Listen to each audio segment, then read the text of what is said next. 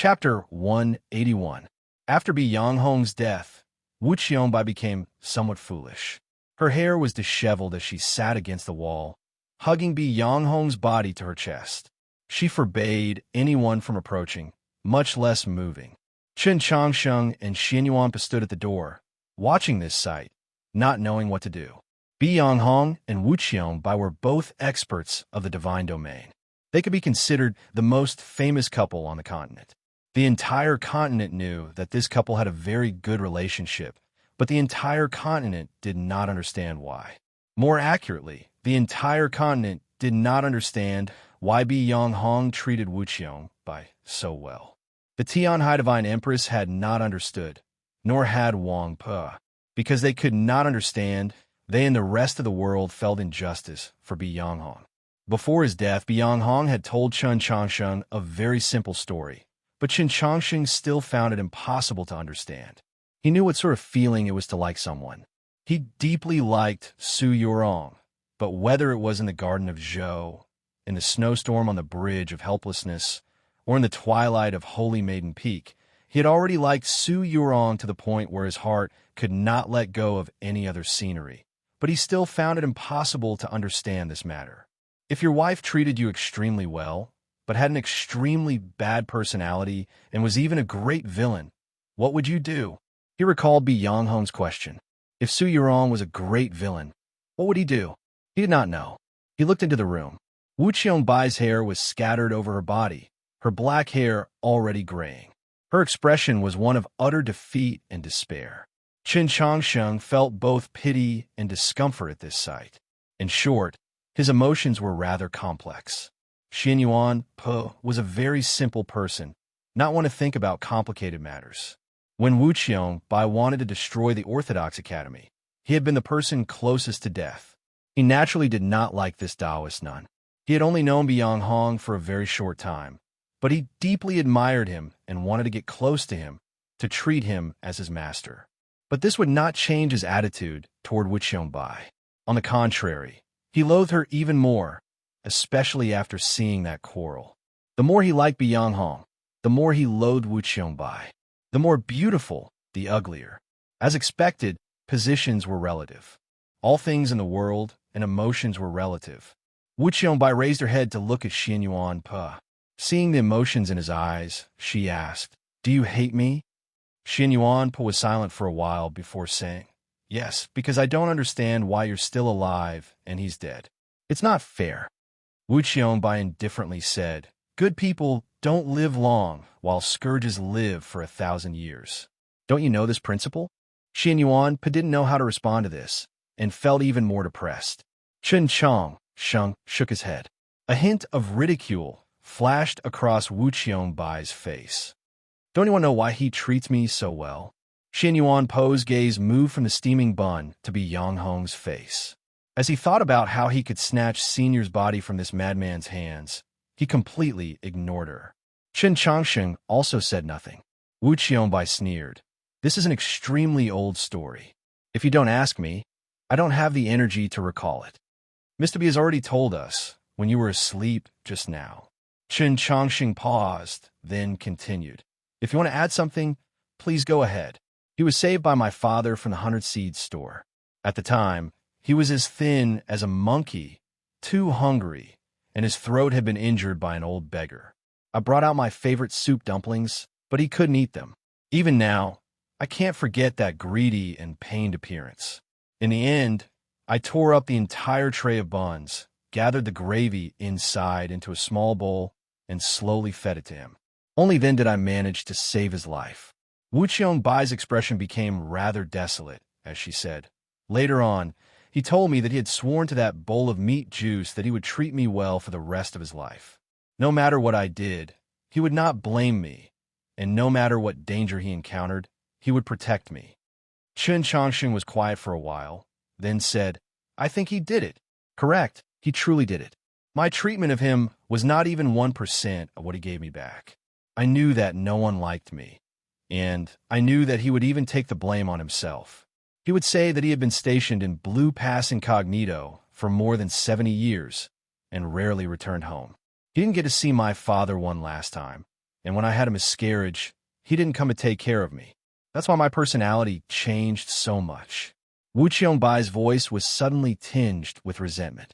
But so what? He said that he would accompany me for the rest of my life. But now he's still leaving early.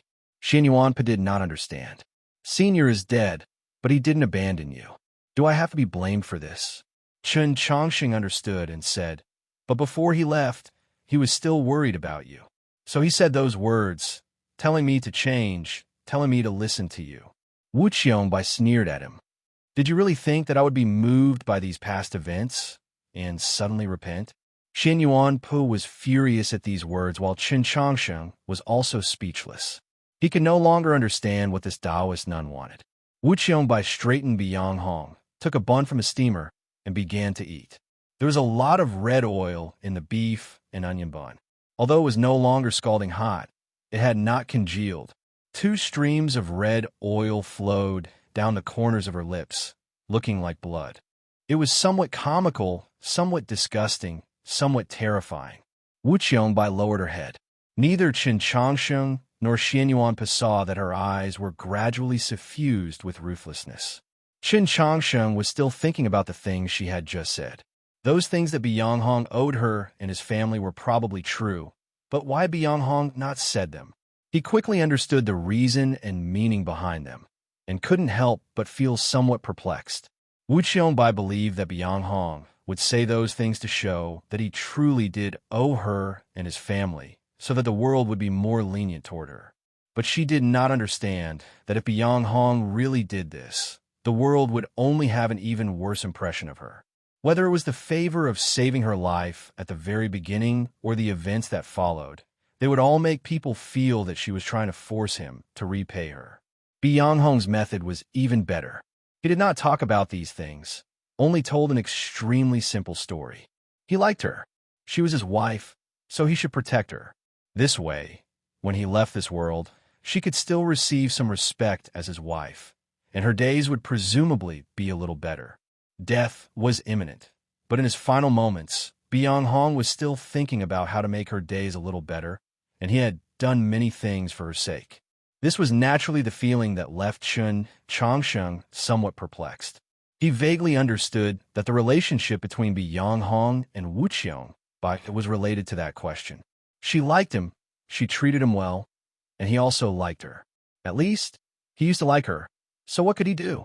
Place righteousness before family? Suli had not killed the demon princess. So what could Biyang Hong do to Wu Qiangbai? Even if the entire world was about to be destroyed, what could he do? To be continued. Chapter 182. After finishing her bun, Wu Qiangbai raised her head to Chen Chongsheng and Xin Yuanpa and said, all of you say that I'm a bad person, so I'll continue to be a bad person. What can you do to me? As she said this, her face was expressionless, but her eyes were filled with derision and contempt. Xin Yuanpa was silent, as was Chen Chongsheng. Wu Qiangbai suddenly grew angry and harshly yelled, aren't you afraid that after I recover, I'll cut off Guanbai's arm as well? Chen Chongsheng remained silent, but Xin Yuanpa incredulously asked, how can you be so bad? Wu Qiangbai was very satisfied with his reaction. No matter how bad I am, he still likes me. Is that not enough? After saying this, she gave a pleased smile. Her beautiful face was deathly pale, the red oil smeared on it like blood. It was an abnormally cruel and terrifying sight. Chen Chongsheng stared into her eyes and vaguely guessed at what she wanted to do. Suddenly feeling very depressed, he got up and walked out of the room. Wu Qiangbai's face revealed a hint of shock as she watched him leave. She yelled, why are you leaving? Xian Yuanpa saw the red oil dripping from the corner of her mouth as she spoke and felt rather annoyed. He turned around and handed 2 sheets of paper to her. Wu Qiangbai did not take the paper, but stared into his eyes and asked, all the beef buns have this much oil? Both the question itself and her current expression seemed rather neurotic. Xin Yuanpa thought about how wretched she truly was and suppressed his emotions. That's butter mixed with chili. Only like that can it be fragrant. You clearly know that beef buns are fragrant. So why did you only let us eat steamed buns? Wu Qiangbai's voice suddenly became shrill as if she had gone mad. She began to wail at Xin Yuanpa. He's about to die. So what does it matter if you let him eat some beef buns? Xin Yuan said nothing. It wasn't that he thought she was crazy, but that he also deeply regretted this matter. In the last few days, he had bought plain steam buns for Bi Yanghong and Wu Qiongbai while he ate beef buns. It wasn't that he couldn't afford them, but that they were heavily injured and should eat lightly. But Bi Yanghong had still died. Since that was the case, why not happily eat a few beef buns? Wu Qiongbai suddenly calmed down and expressionlessly said, "Die." There was a soft clap. Wu Qiongbai raised her left hand and thrust her index finger at Xian Yuan Pe. Her broken arm was severely injured, and she was extremely weak. Although Xian Yuan Pe was also injured, he could at least move freely. Logically speaking, he should be able to avoid this finger attack. However, this finger seemed to have some kind of magical power. It completely ignored Xian Yuan Pe's subconscious reaction, and just like that, it landed between his eyebrows with incomparable precision. Wu Qiongbay's finger seemed to have exhausted all her strength. Her face grew even paler, even faintly translucent. Xian Yuan Pe let out a low howl of pain. His body trembled violently, and his body enlarged rapidly. His clothes were torn apart, and clumps of black hair poked out from the cracks. He was instantly forced into a berserk state by Wu Qiongbay's finger. But he was still unable to escape Wu Qiongbay's fingers, unable to even make a simple movement like shaking his head. That finger was still quietly resting between his eyebrows, as if it was stuck there. Xian Yuan Pe had always been tall and sturdy, and after his berserk state, he was like a small mountain. His eyebrows could not be separated from Wu Qiongbay's finger, so he could no longer maintain his previous posture and fell forward. But he did not fall to the ground. On the contrary, he floated up, looking like a leather bag filled with steam. Wu Qiongbay's finger seemed to be pulling on the string of this leather bag. Chen Changsheng heard the ruckus and rushed back into the room, where he saw this strange sight. Wu Qiongbay's finger naturally made him recall Bi Yanghong's finger from yesterday. Bi Yanghong had used that finger to pour the experience of the battle between the divine and a great deal of cultivation knowledge into his sea of consciousness. Wu Qiongbai seemed to be doing the same thing, but there was also a clear difference. He could sense the majestic pressure of the divine, as well as the abnormally terrifying surges of true essence. A cold wind howled through the room, ruffling Bi Yanghong's clothes and sweeping up the dregs of crystals and the fragments of the wooden pagoda on the floor. It circled around Wu Qiongbai and Xian Yuan Pe's bodies. In an extremely short amount of time, Wu Qiongbai had grown thinner, aged several hundred years. Traces of frost could faintly be seen in her hair, and her face was even paler and thinner, so translucent that one could almost see her muscles and bones. In truth, it was impossible to see that all that could be seen was pure and divine light. Her eyes became fervent, brimming with madness. She stared at Xian Yuan Pe and harshly shouted, "If your luck is bad, then just die." With this shout, the pure and divine light pierced through her skin, transforming into countless golden shards that entered Xian Yuan Pe's body. Xian Yuan Pe's body began to tremble once more. His withered right arm was constantly broken and then repaired, giving off an unbearable snapping sound. His expression was one of extreme agony. Chen Changsheng sensed extreme danger, but in this situation, he did not dare to do anything. He could only nervously wait. After some time, Wu Qiongbai drew back her finger. Xian Yuan Pe fell heavily onto the ground, creating several deep gashes. Countless amounts of blood splashed out, and then he fainted just like that.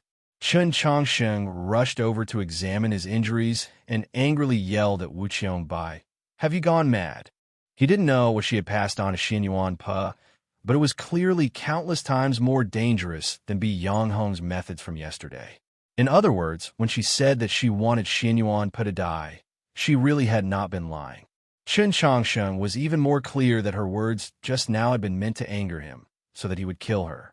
For example, she had taunted him about suddenly repenting, or she had said that she would cut off Guanbai's remaining arm. She truly had gone mad, but even if she wanted to die, why had she used such a method? Wu Qiongbai sat against the wall in a daze. Suddenly, She wretchedly yelled, "He's gone, and I don't want to live anymore, but I'm afraid of death. I really am afraid of death." Then she struggled to turn her head and look at the already lifeless Byung-hong. With a trembling voice, she said, "But I still want to be together with you." After saying this, she began to cry. She cried for a very long time, until her tears turned into sobs, and ultimately there was no more sound. Chun Chongqing's body was somewhat stiff as he placed a finger under her nose. Wu Qiangbai's eyes were closed, leaning against her man. She was already dead. Chun Chongqing drew back his finger and looked outside the courtyard. The courtyard was extremely quiet. He suddenly felt rather helpless. To be continued. Chapter 183. Byung-hong was dead, and Wu Qianbai was also dead. They had died in White Emperor City, 80,000 li from their homeland. Their souls would return to the Sea of Stars, not to Shiling's 10,000 years pavilion, so it did not matter where they were buried. There was an extremely deep fissure in the small courtyard, probably created when Chusu emerged from underground. As the Yin winds of the Earth River repaired itself, the fissure had already been filled with rock, leaving only a hole about 2 feet deep. Chun Chongqing placed Byung-hong's and Wu Qiangbai's bodies in the pit. Before he could push the earth back, a cool breeze blew through the trees of the Celestial Tree Temple, leaving only 2 patches of golden sand in the pit. When Zhu Luo died, he had seen a similar sight. He knew that this was a sign unique to experts of the divine domain, so he was not surprised. But the golden sand in the earth made him think of another matter. Even now, many people believe that the Tianhai Divine Empress had been buried in the deepest part of the Orthodox Academy, but in reality, it was in the 100 Herb Garden.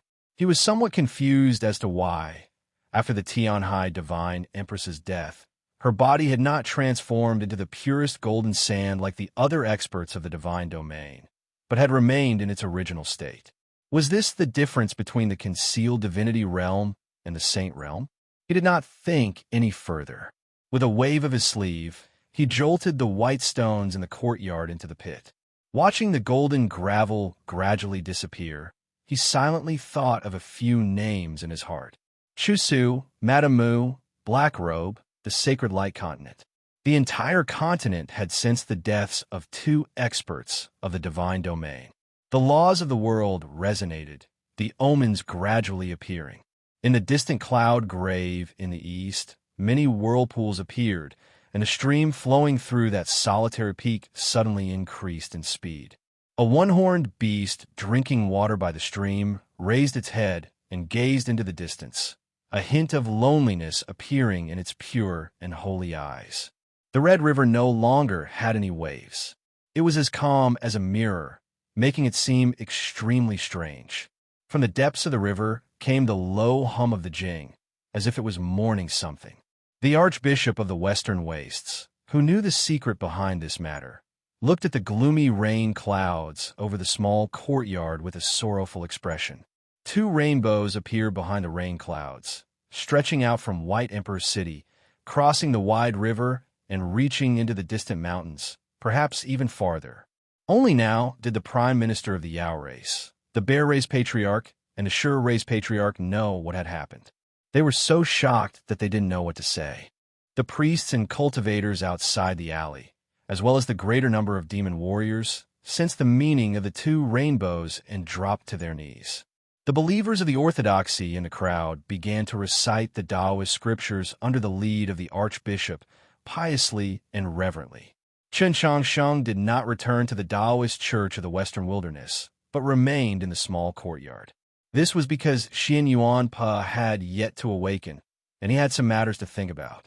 The Prime Minister of the Yao race, the Sure clan's clan leader, and other important figures all came over. They wanted to know the details of this matter, and more importantly, they wanted to know his attitude. But he did not see them. The small courtyard once again became incomparably quiet. He sat on the edge of the wooden platform outside the house. His gaze fell from the lifeless short pine tree to the white stones, and then to the gray wall, unable to be sure. He suddenly felt rather tired and lost interest in many things. Just like right now, he clearly knew that the entire demi-human race was warily and uneasily waiting for his response, but he did not want to pay them any attention. Just like many people, he very much liked and respected Byung Hong, but he was truly not familiar with him. Logically speaking, he should not have been so agitated, but in reality, his mind had been dealt a massive blow. Good people were not necessarily rewarded, and it was not even easy to live. So why must we be good people? How should we live? Why should we live? He gazed up the night sky, thinking about this question that was often mocked by others, but in reality, everyone should carefully ponder. Tonight, there were no clouds or fog in White Emperor City, so one could see very clearly. One could see very far away, could see many stars. Chen Changsheng's spirit left his body and floated towards the sea of stars. It passed through the star that was sputtering starlight, passed through the star that had countless spiral arms, avoided the star that had a pair of bright wings, and continued forward until it passed through the invisible crystal wall and arrived at the outer sea of stars. The spiritual sense of a cultivator could only travel so far when they were fixing their fated star. Normally, when cultivating, they could only sense the existence of their fated star, but it was very difficult to reach it again. But this rule had no effect on Chen Changsheng, just like how the invisible wall of crystal could not block off his spiritual sense. Perhaps it was because his spiritual sense had always been there. A red star quietly floated in the night sky, containing a passionate energy, yet its surface was calm, as if it would not change for millions upon millions of years. This was his fated star. Chen Changsheng's spiritual sense did not fall on his fated star. This star was real, the one closest to him, but it was a place that he could never reach. Thus, this was the most false of truths, and it was easy to feel sad. He did not want to feel sad, so his spiritual sense continued forward, seeming rather cold. Ultimately, his spiritual sense arrived outside the sea of stars. On the other side, he could faintly make out many stars, like the lights of 10,000 households. Was the sacred light continent over there? He wanted to go over and take a look. At the age of 10, he learned that he was sick. From that moment on, the only thing he thought about was to continue living. On that rainy night, the Tianhai Divine Empress had reforged his meridians and broken the tribulation in his life. He could live past the age of 20, and he could still live for many more years. From that moment on, he very naturally began to ponder a few questions. Only by erasing the shadow of death could he truly and calmly observe his own life. He naturally wanted to find the source of his life, find a reason for his existence, but he had still lived a very tense life in the last few years and did not have much time. Only on the night that Byung Hong and Wu Qiongbai died did he truly begin his search.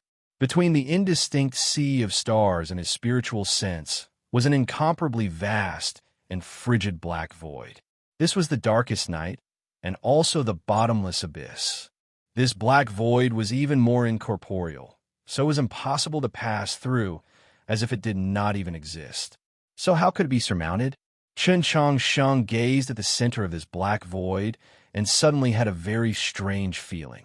He felt like he was leaning over the edge of a well, his head lowered into its deepest depths. He also felt like he was standing at the bottom of the well, gazing out at the night sky. Just which feeling was right? Or was it real? After an unknown period of time, Chen Changsheng drew back his spiritual sense. He still sat where he had been, his gaze no longer wandering.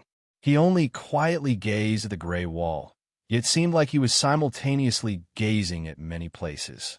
The sea of stars calmed the mind, and the black void made all cultivators feel insignificant, helping them erase those distracting thoughts from their Tao hearts. The sound of footsteps came from behind him. Xin Yuanpo walked over and sat down at his side. To be continued. Chapter 184. Xin Yuanpo was still weak, even weaker than when he was washing dishes in the capital, but he was still alive. Moreover, his body was now filled with an extremely majestic spiritual essence and an incomparably terrifying divine aura. All of this came from Wu Qiongbay's finger. As long as he had enough time, he would be able to convert all the true essence into his own and comprehend the laws and principles of heaven and earth represented by the sacred aura. At that time, he would become a true expert. In a sense, Xin Yuan Po's fortuitous encounter this time was really rare, even in the entire history of the cultivation world. However, he did not rejoice because of this. Instead, he felt a little down. 2 days ago, Senior taught me something very important, but I didn't manage to learn it completely. In the end, I still lost. Xin Yuan lowered his head and said, "Am I very useless? Losing to a person like the demon lord isn't shameful. Moreover, you've succeeded in forcing them to move the transactions under the table onto the table. This is very important." Chun Chong Sheng said, "As for the things Senior taught you, you still have a long time to learn them. If there's anything you don't understand, just ask me." Xin Yuan was somewhat puzzled and said, "Ask you?" Chun Chong Sheng said, "Before the Senior left, he taught me a set of fist arts and indicated that it was for you." Xin Yuan was somewhat sad.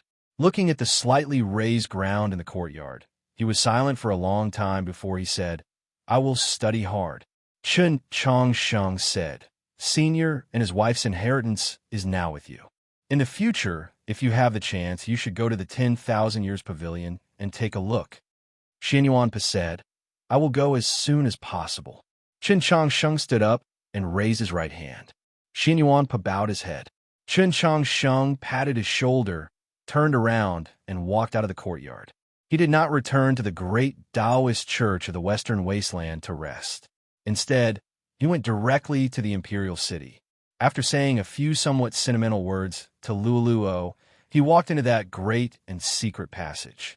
As he walked out of the passageway, the snowy mountain once again came into view. However, the night was still dark, and the morning light had not yet arrived. The towering mountain covered half of the starry sky, making it look like a falling star. Arriving at the black cliff on the other side of the lake, Jin Yulu came up and asked, "What happened?" This place was far from White Emperor City, but they could still sense the activity of the morning. Chun Chongsheng said it. The bottom of the black cliff became extremely quiet. Xiao gazed at Chun Chongsheng with a complicated expression. 2 human experts of the divine domain had died in White Emperor City. This would assuredly have a massive effect on their relationship with the demi-humans. Xiao did not know what sort of stance Chun Chongsheng would adopt in the ensuing turmoil, so he was rather wary and uneasy. Between Chun Chongsheng's eyebrows, one could faintly see some tiredness, but there was no anger, nor was there any hostility. It was as if he wasn't affected by this matter at all. He asked, "Any progress?" Jin Yulu shook his head and said, "Even your sword can't cut it open. There's nothing we can do." Xiao suddenly said, "I've thought of a way to break the array, but I don't know if it's possible." Chun Chongsheng and Jin Yulu looked at him. As a true expert ranked second on the Proclamation of Liberation and also the supreme expert of the middle generation of the demi-human race, Xiao naturally had vast experience. Since it was his idea to break the formation, it must be logical. Therefore, Chun Chongsheng and Jin Yulu listened attentively and seriously. The star stone is the array pivot, and this restriction is a complete array. Since it's an array, it's hard to suppress it with force. Why not break it with array formations? Xiao's expression was very calm. No one could tell that he was nervous.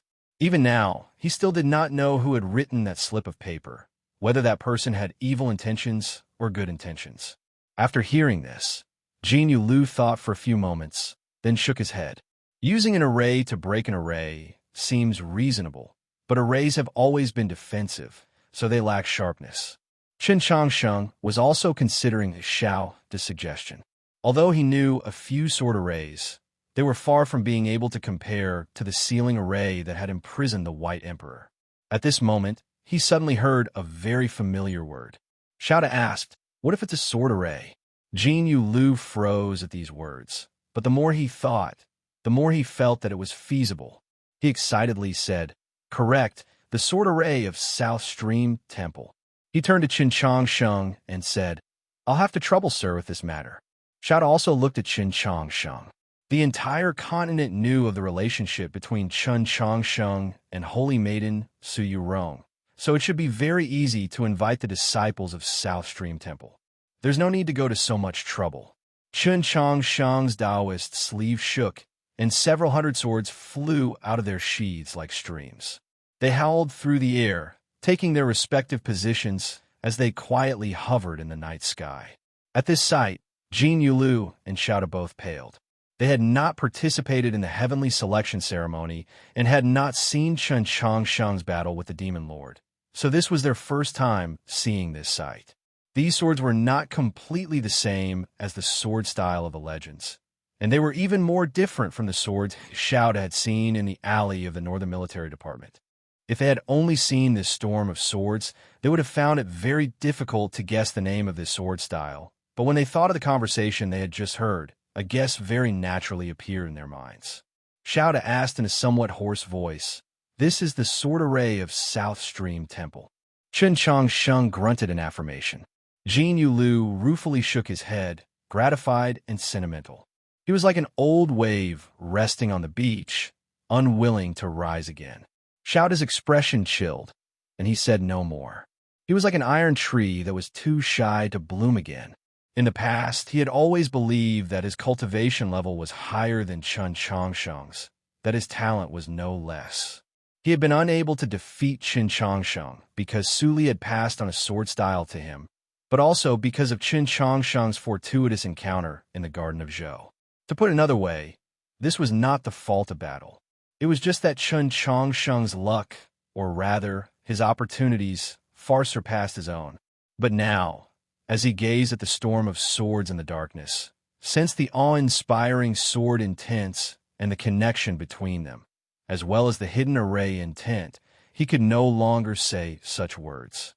In just a few short years, Chun Chongsheng's cultivation in the path of the sword had actually grown so powerful. Just how had he done it?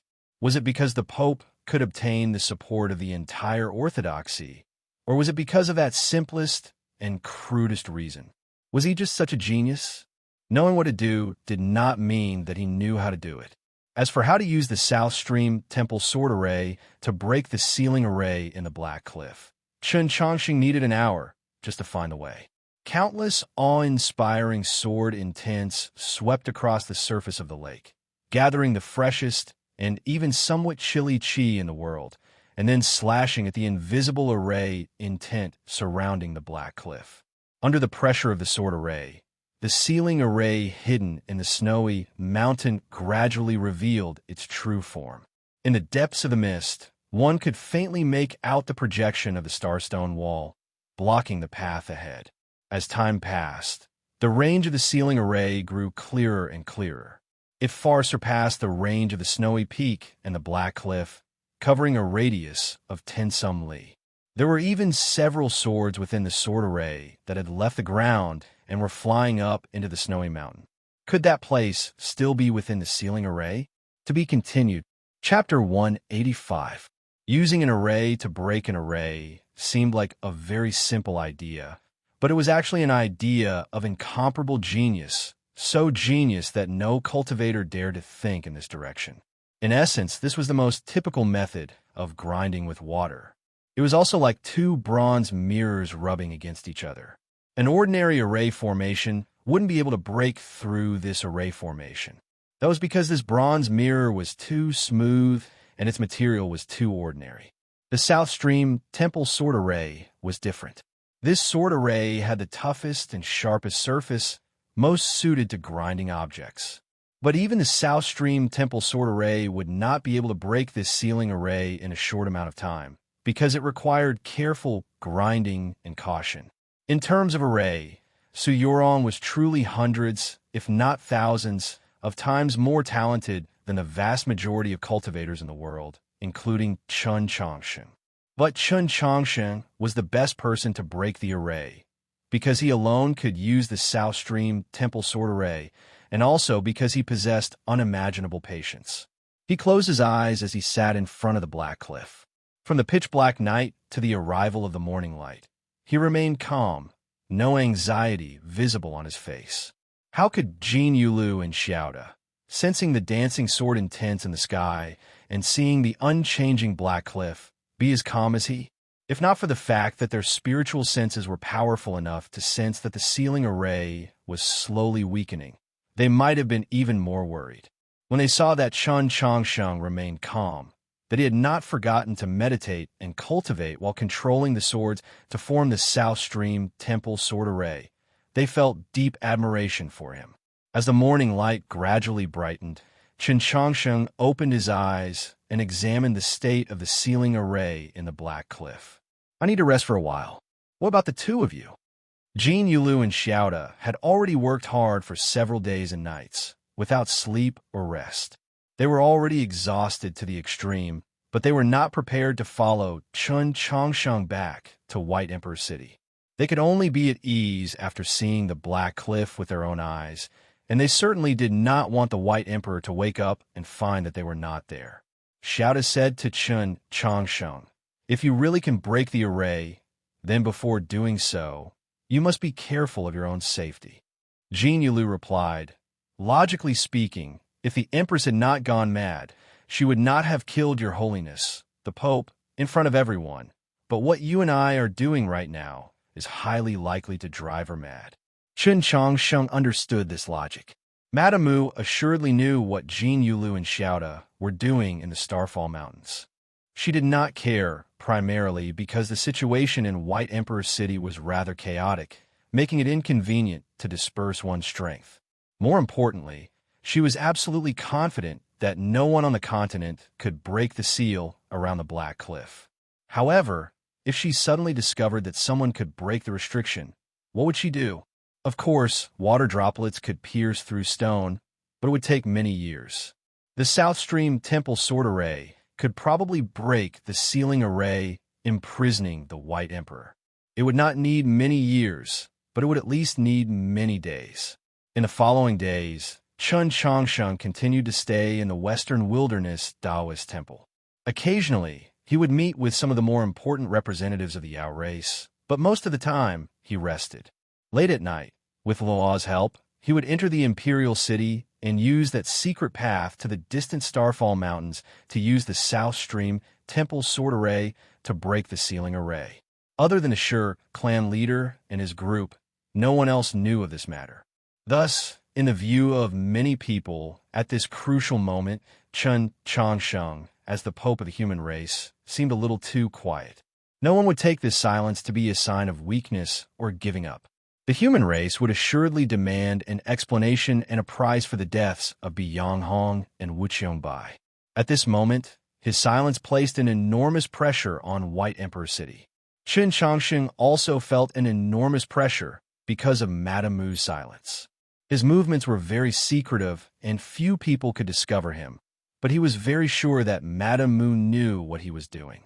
Why had Madame Mu remained so quiet these last few days, showing no reaction?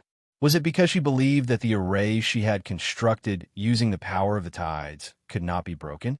But the sealing array in the Black Cliff had already been largely erased by his South Stream Temple sword array. Just what was Madame Mu thinking? Late at night, as Chun Changsheng, dressed in a black robe, walked toward the quiet Imperial City, he was still thinking about this question. In a stone hall deep within the Imperial City, Madame Mu slowly opened her eyes.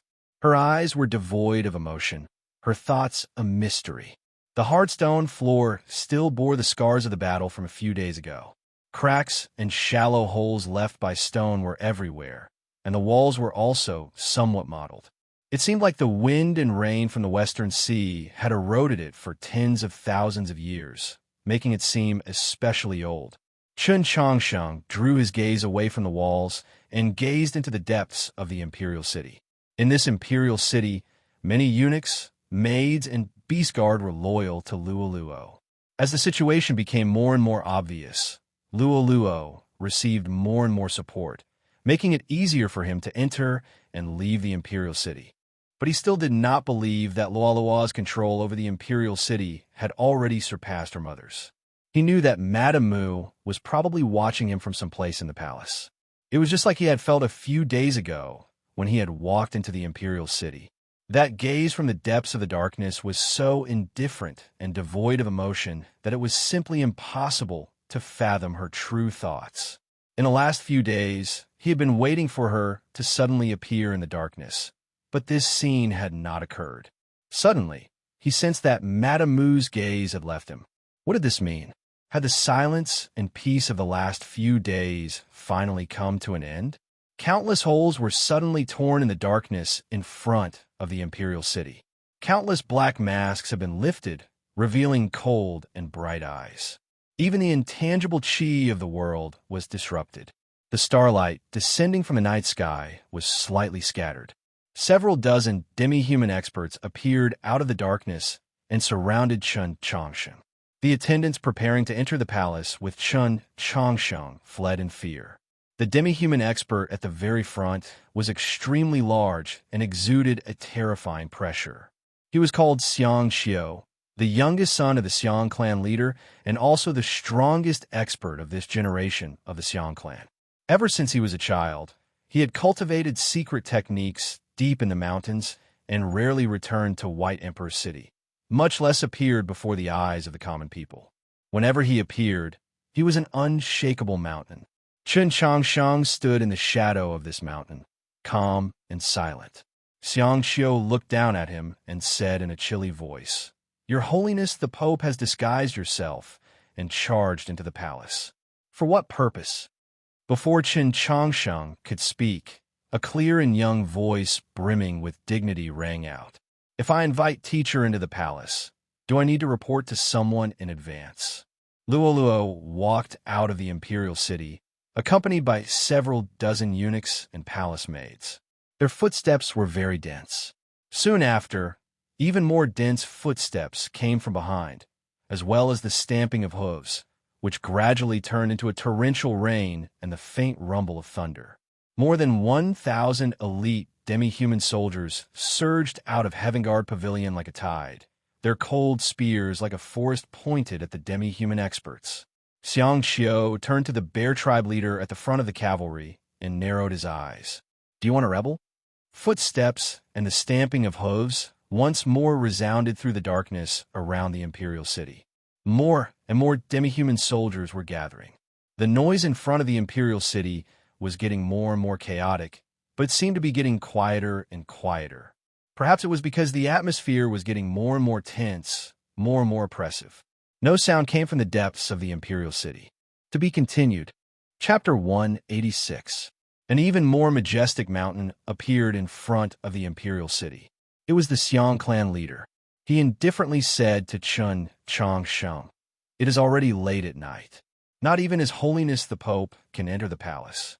He then turned to Luo and said, "Your Highness, you still need to consider the dignity of the White Emperor clan in your actions." These words sounded indifferent, but they were actually very serious. Luo looked at this elder who had doted on her ever since she was a child, and suddenly felt that his face was very unfamiliar. Chen Changsheng knew of the Xiang clan leader's status in the Council of Elders, and he could clearly sense his unfathomable strength. But his reaction was still very calm, very direct, and very unyielding. It was like a shallow stream. The water surface was like a mirror, and the bottom could be seen clearly. Between the fish, there were hard rocks.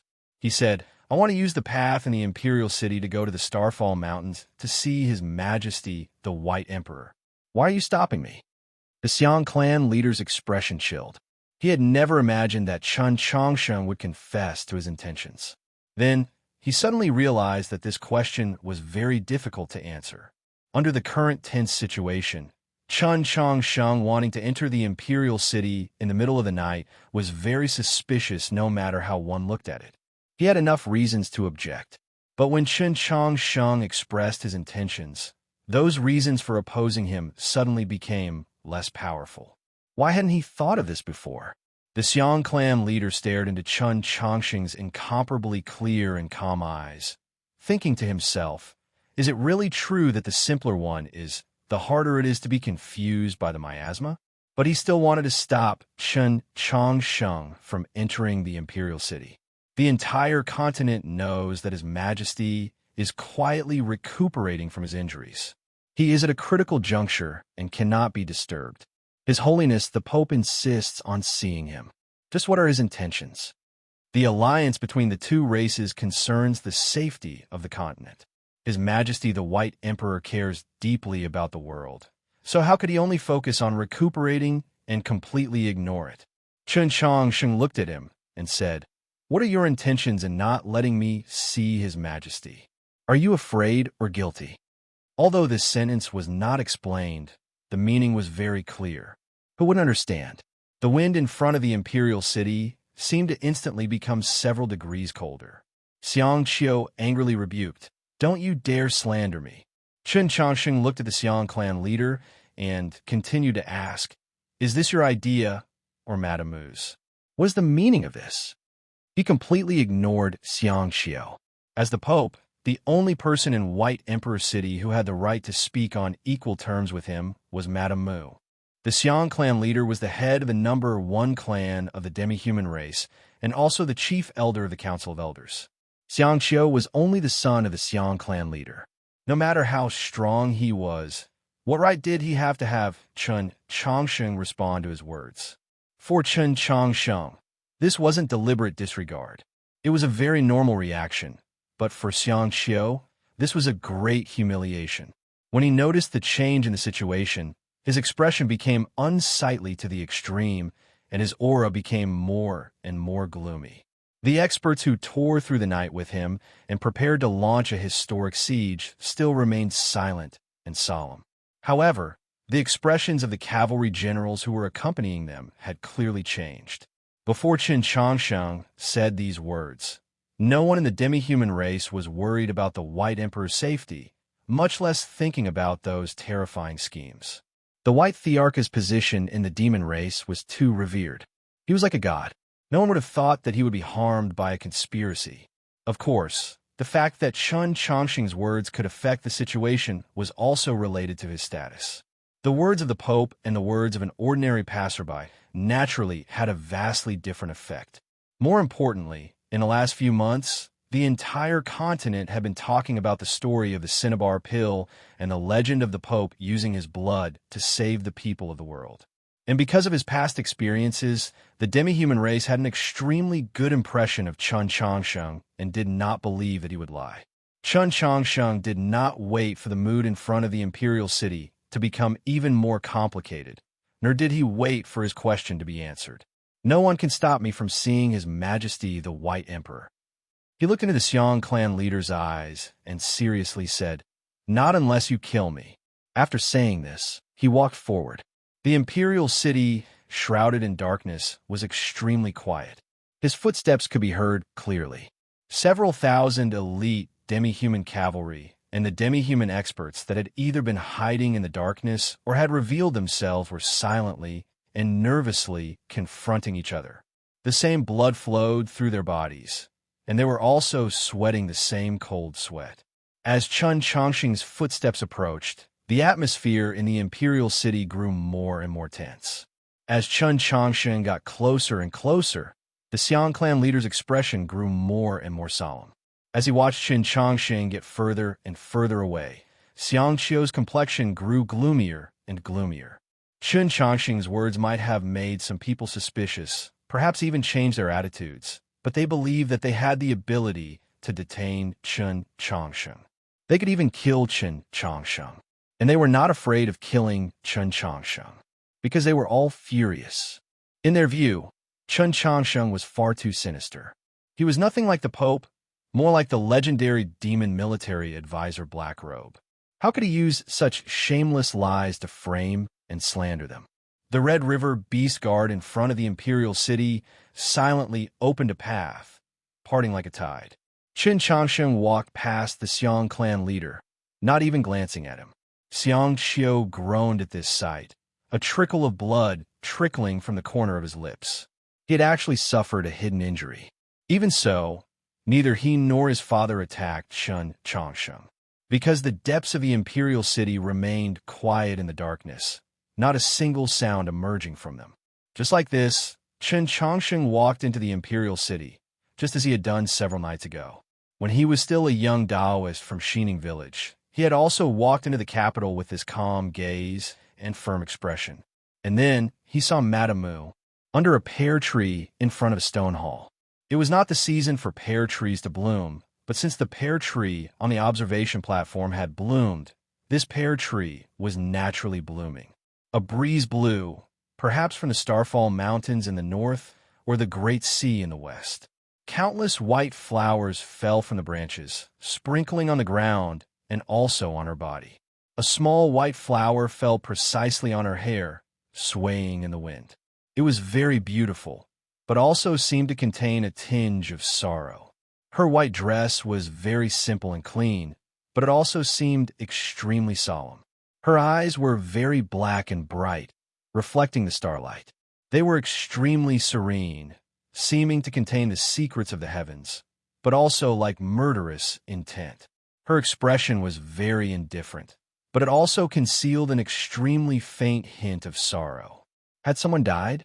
Was she going to mourn? Was it that imperial uncle from the great western continent called Mu? Or someone even closer? Or was it his future self? Chen Chongqing thought of this question, but he did not want to know the answer. To be continued. Chapter 187. The Story of Choosing Heaven has released its first trailer. To be precise, it's a trailer.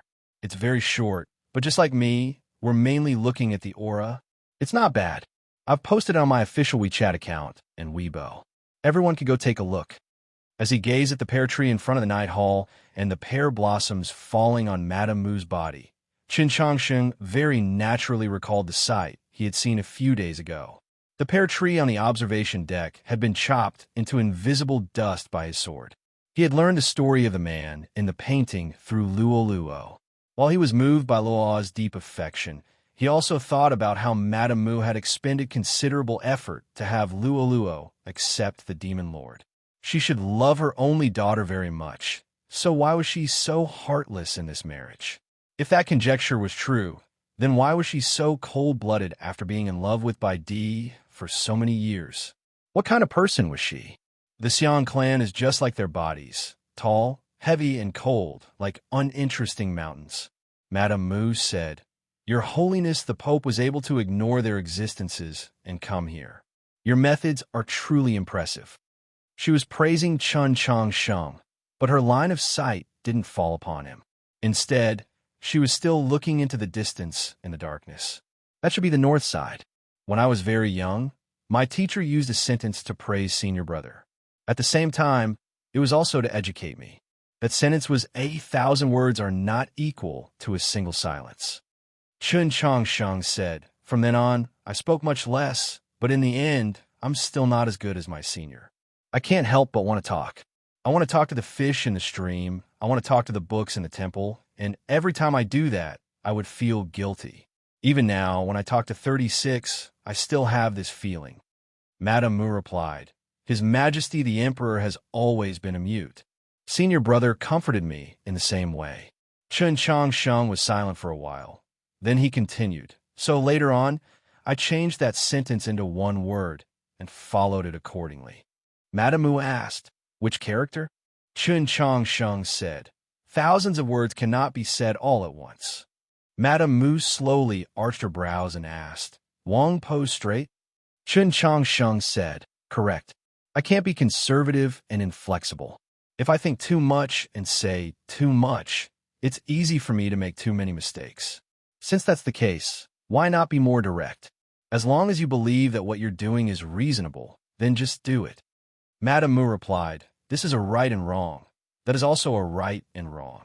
Chun Changsheng said, "But at least Wang Pe and I believe in right and wrong." Madame Mu continued, "So tonight, you can cut straight to the chase and come before me?" Chun Changsheng said, "If you hold your sword and walk straight, you will usually reach your destination faster." Madame Mu sighed, "I have cultivated my entire life without hindrance, but I truly am prone to wavering in my decisions. Perhaps this is the innate weakness of women?" "Mother," Luo Luo called out softly, wanting to say something but hesitating.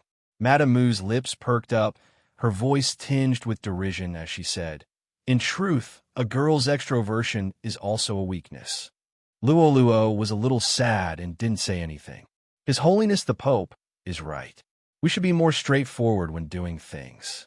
Madame Mu said, "On that day on the observation platform, I should have just killed you." As she spoke, she still did not look at Chun Changsheng. but into the distance and the darkness. In the depths of her eyes was an extremely faint hint of exhaustion and regret. Was she regretting that she had not killed Chun Changsheng that day? Or was she regretting something else? Just where was she looking at? On this side of the sea, on the other side of the mountain, across from the lake was a black cliff, the cliff covered in ice and snow that had accumulated for tens of thousands of years. Her gaze had always rested on this place, her regret deepening, her emotions fading, and her killing intent rising. A wind blew in from the western sea. The countless snowy peaks under the night sky did not change, but the ice and snow that had accumulated on the black cliff for tens of thousands of years rustled down. The ice and snow were torn to shreds by the cold wind and then swirled up, howling against the cliff and the surrounding trees. Xiaoda waved his hand and pulverized a thick and heavy tree. He raised his head in the direction of White Emperor City, the brown and yellow in his eyes growing deeper and deeper, making him seem extremely ruthless. Jin Yulu stood behind him, squinting in the same direction, his gaze cold and sharp to the extreme. They could sense the boundless divine might contained in the sea wind, but they would not retreat a single step. They were prepared to fight to the death. The White Emperor was in the black cliff behind them.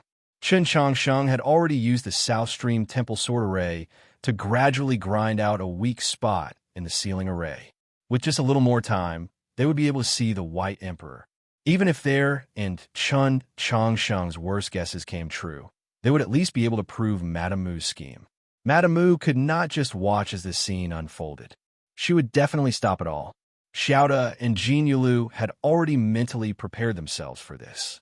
In the last few days, when Chun Changsheng had been sitting in front of the black cliff, resisting the ceiling array, they had been silently watching their surroundings. They were waiting for the countless demi-human experts to surge in like a tide, waiting for the demi-human army to cover the entire mountain like black snow. They were waiting for Madame Mu to personally act, just like now. In the next moment, the ice and snow falling from the cliff suddenly vanished, as did the howling. Everything became quiet. It was like that wind from the western sea had never appeared, that it had always been chasing after the clouds over the sea. Xiaoda and Jin Yulu glanced at each other. They were very confused, but they did not let down their guard. On the contrary, they felt even more uneasy. Since you wanted to kill me, why did you change your mind? Chun Changsheng did not know what had happened in the Starfall Mountains, but he could sense the change in Madame Mu's chi. More importantly, outside the Imperial City, the Xiang clan leader and those demi-human experts that had torn through the darkness had indicated that she truly did want to kill him. But in the end, the Xiang clan leader and those demi-human experts did not attack Chun Changsheng, only silently watched as he walked into the Imperial City. Madame Mu finally drew back her gaze from the distant mountains. She looked at Chun Changsheng and said, "Your Holiness, the Pope's question sounds very much like an invitation." Chun Changsheng replied, "If you can bear the consequences." Madame Mu fell quiet for a while, then asked, "Besides that teacher of yours, who else can bear it?" Chun Changsheng replied, "But there are still many people that want to kill me, perhaps because they have nothing to worry about." If there is nothing to worry about, there is naturally nothing to worry about. Madame Mu said, "I do not like this place, never have, but in this world there will always be something to worry about." As she said this, she did not look at Luoluo, but at White Emperor City in the darkness. But in truth, she might have been looking even further away. The world was vast, and all living things were within it. Although the great western continent was far away, it was also within it. Luoluo lowered her head, her mood even sadder. In truth, in those years, I always envied Tianhai, because whether in terms of cultivation or willpower, she was infinitely close to the shore of freedom. There were even times when her existence made me doubt the views I had formed when I was a child. Madame Mu looked at Chun Changsheng and said, "But in the end, she still died at your hand." Chun Changsheng said nothing. Madame Mu finally said, "This matter taught me a lesson and also made me understand many things. Since we cultivate the heavenly Tao, and the heavenly Tao is emotionless, Then if we want to last and finally reach the great Tao, we must sever all emotions and extinguish our natures. Chapter 188. All was quiet. The wind rustled the pear tree. The answer was revealed. Luoluo lowered her head even more. Qin Changsheng was quiet for a very long time. Finally, he said, "If Empress is willing, I can treat it as if nothing happened." Madame Mu asked, "What comes after the word willing?" Qin Changsheng replied, "Our two races were originally companions, comrades in arms. We have a common enemy." Madame Mu smirked. "You speak of that person?" Qin Changsheng replied, "Correct. The demon lord should still be in White Emperor City, along with those two foreigners." That was the invitation he was issuing. He was inviting Madame Mu to kill with him. He did not want to kill an ordinary person, but the sovereign of the north of the continent, an existence as vast as the darkness. As for those two foreigners from the distant continent, they were even more unimaginable existences. Madame Mu was quiet for a while, then asked, "If I accept His Holiness's invitation, then what?" Qin Changsheng replied, "There is no then." Luoluo did not understand the conversation between her teacher and her mother. Madame Mu naturally understood. Qin Changsheng's meaning was very clear. If she accepted this invitation, he would no longer care about that black cliff. Whether the White Emperor lived or died, whether he could escape, had nothing to do with him. A mocking smile appeared on Madame Mu's lips. "In the end, you've still matured." She looked at Qin Changsheng and asked, "Are you not afraid of becoming what you most loathed?" Qin Changsheng thought about the conversations he had with Tang 36 by the lake and the stream. He thought about the golden carp that was sinking into the mud. He was silent for a long time and said, "At some important moments, you have to learn how to give up." Madame Mu said, "I believe that is the greatest characteristic of maturity or decay." Qin Changsheng fell silent for another very long time. He thought about Biyanghong and Wuqiong who had just left this world. He thought about some rebellious princes entering the capital, the Tianhai Divine Empress standing on the mausoleum of books, the lotus sea before the divine path, many red flowers. "You're right. I shouldn't think this way." After saying this, he suddenly felt his entire body relax, even his sea of consciousness becoming much clearer. Madame Mu slightly arched her brows. She had not expected him to change his mind so quickly. A moment ago, he had been thinking about schemes and methods, compromise and sacrifice, but now he had thrown all these thoughts to the back of his mind. Such capriciousness, in the eyes of many, should be the style of villains and women. Qin Changsheng wasn't. He was just climbing an extremely steep and lonely peak. He walked in silence for a long time, feeling a little lonely and tired. So he looked out the cliff. "Then I'll take my leave." Qin Changsheng said to Madame Mu, "Madame is right. I should say these words after seeing His Majesty the White Emperor." Madame Mu's expression chilled as she said, "His Majesty will not see you." Qin Changsheng thought for a while and said, "Maybe it's because he can't see me right now."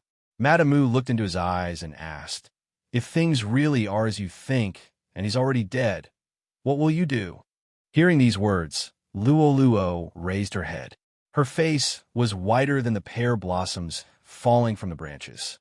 "The matter of you imprisoning the black frost dragon will spread to both shores of the Red River as quickly as possible."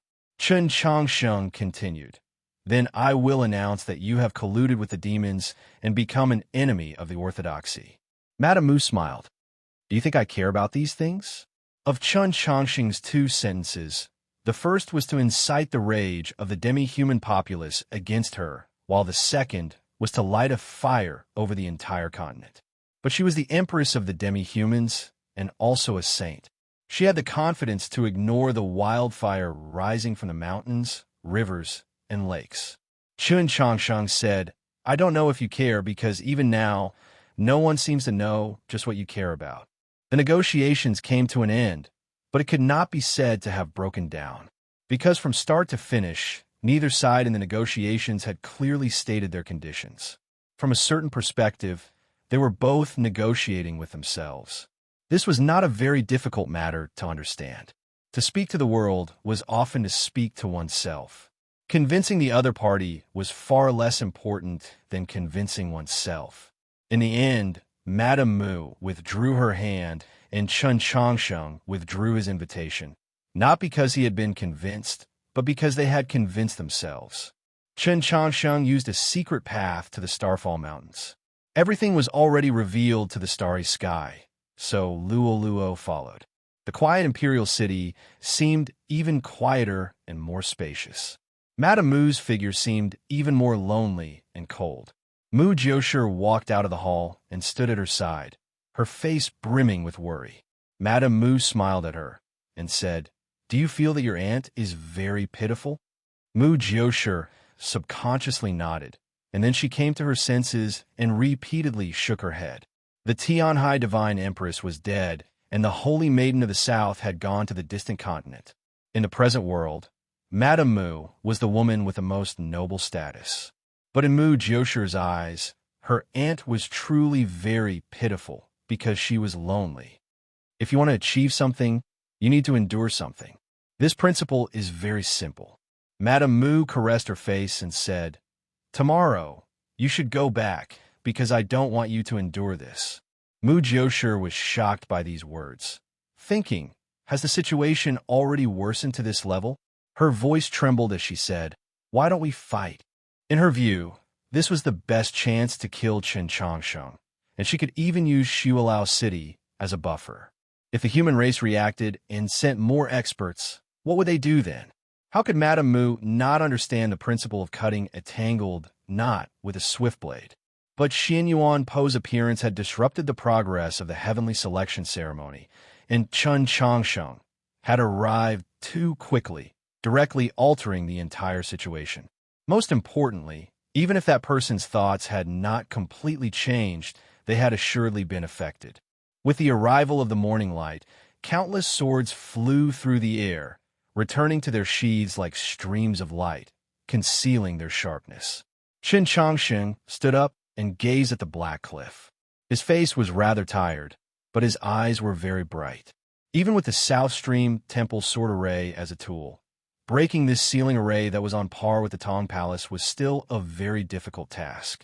But everything was developing in a good direction. With just a little more time, they would probably see the answer.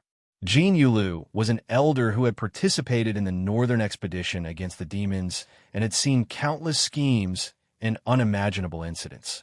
He was not delighted by this progress, but his expression grew even more solemn. He said to Chen Changsheng, "Last night the Empress clearly wanted to kill, but in the end she did not strike. The reason must be found." Xiaoda added. The experts of the Xiang clan suddenly retreated. 3 armies were advancing on White Emperor City, but they suddenly stopped 200 li away. There seems to be a faint strength on the 2 shores of the Red River that changed the decision of Madame Mu and the Council of Elders. The change in the situation last night was advantageous to them, but it still made them extremely wary. The White Emperor was trapped, his fate unknown. Just where did this powerful and mysterious strength come from? Naturally, their gazes were cast to the north, in the direction of the distant Xiulao City. When Chen Changsheng returned to White Emperor City, he received an invitation. This invitation had come from the large courtyard extremely close to the Xiang clan's estate. But in reality, everyone knew that this invitation had also come from the north, from Xiulao City. The demon lord invited Chen Changsheng to meet. Chen Changsheng thought it over, then accepted the invitation. However, he set the time for 4 days. 4 days quickly passed. A heavy snowfall fell over White Emperor City. To be continued. Chapter 189. On a certain day long after that, the demon Lord Nero watched as the blizzard descended from the sky and was swallowed up by the abyss behind the demon palace. Suddenly, he recalled that snowstorm in White Emperor City. Xiulao City was plagued by snowstorms all year round. He had seen countless blizzards, but none of them left as deep an impression on him as that snowstorm.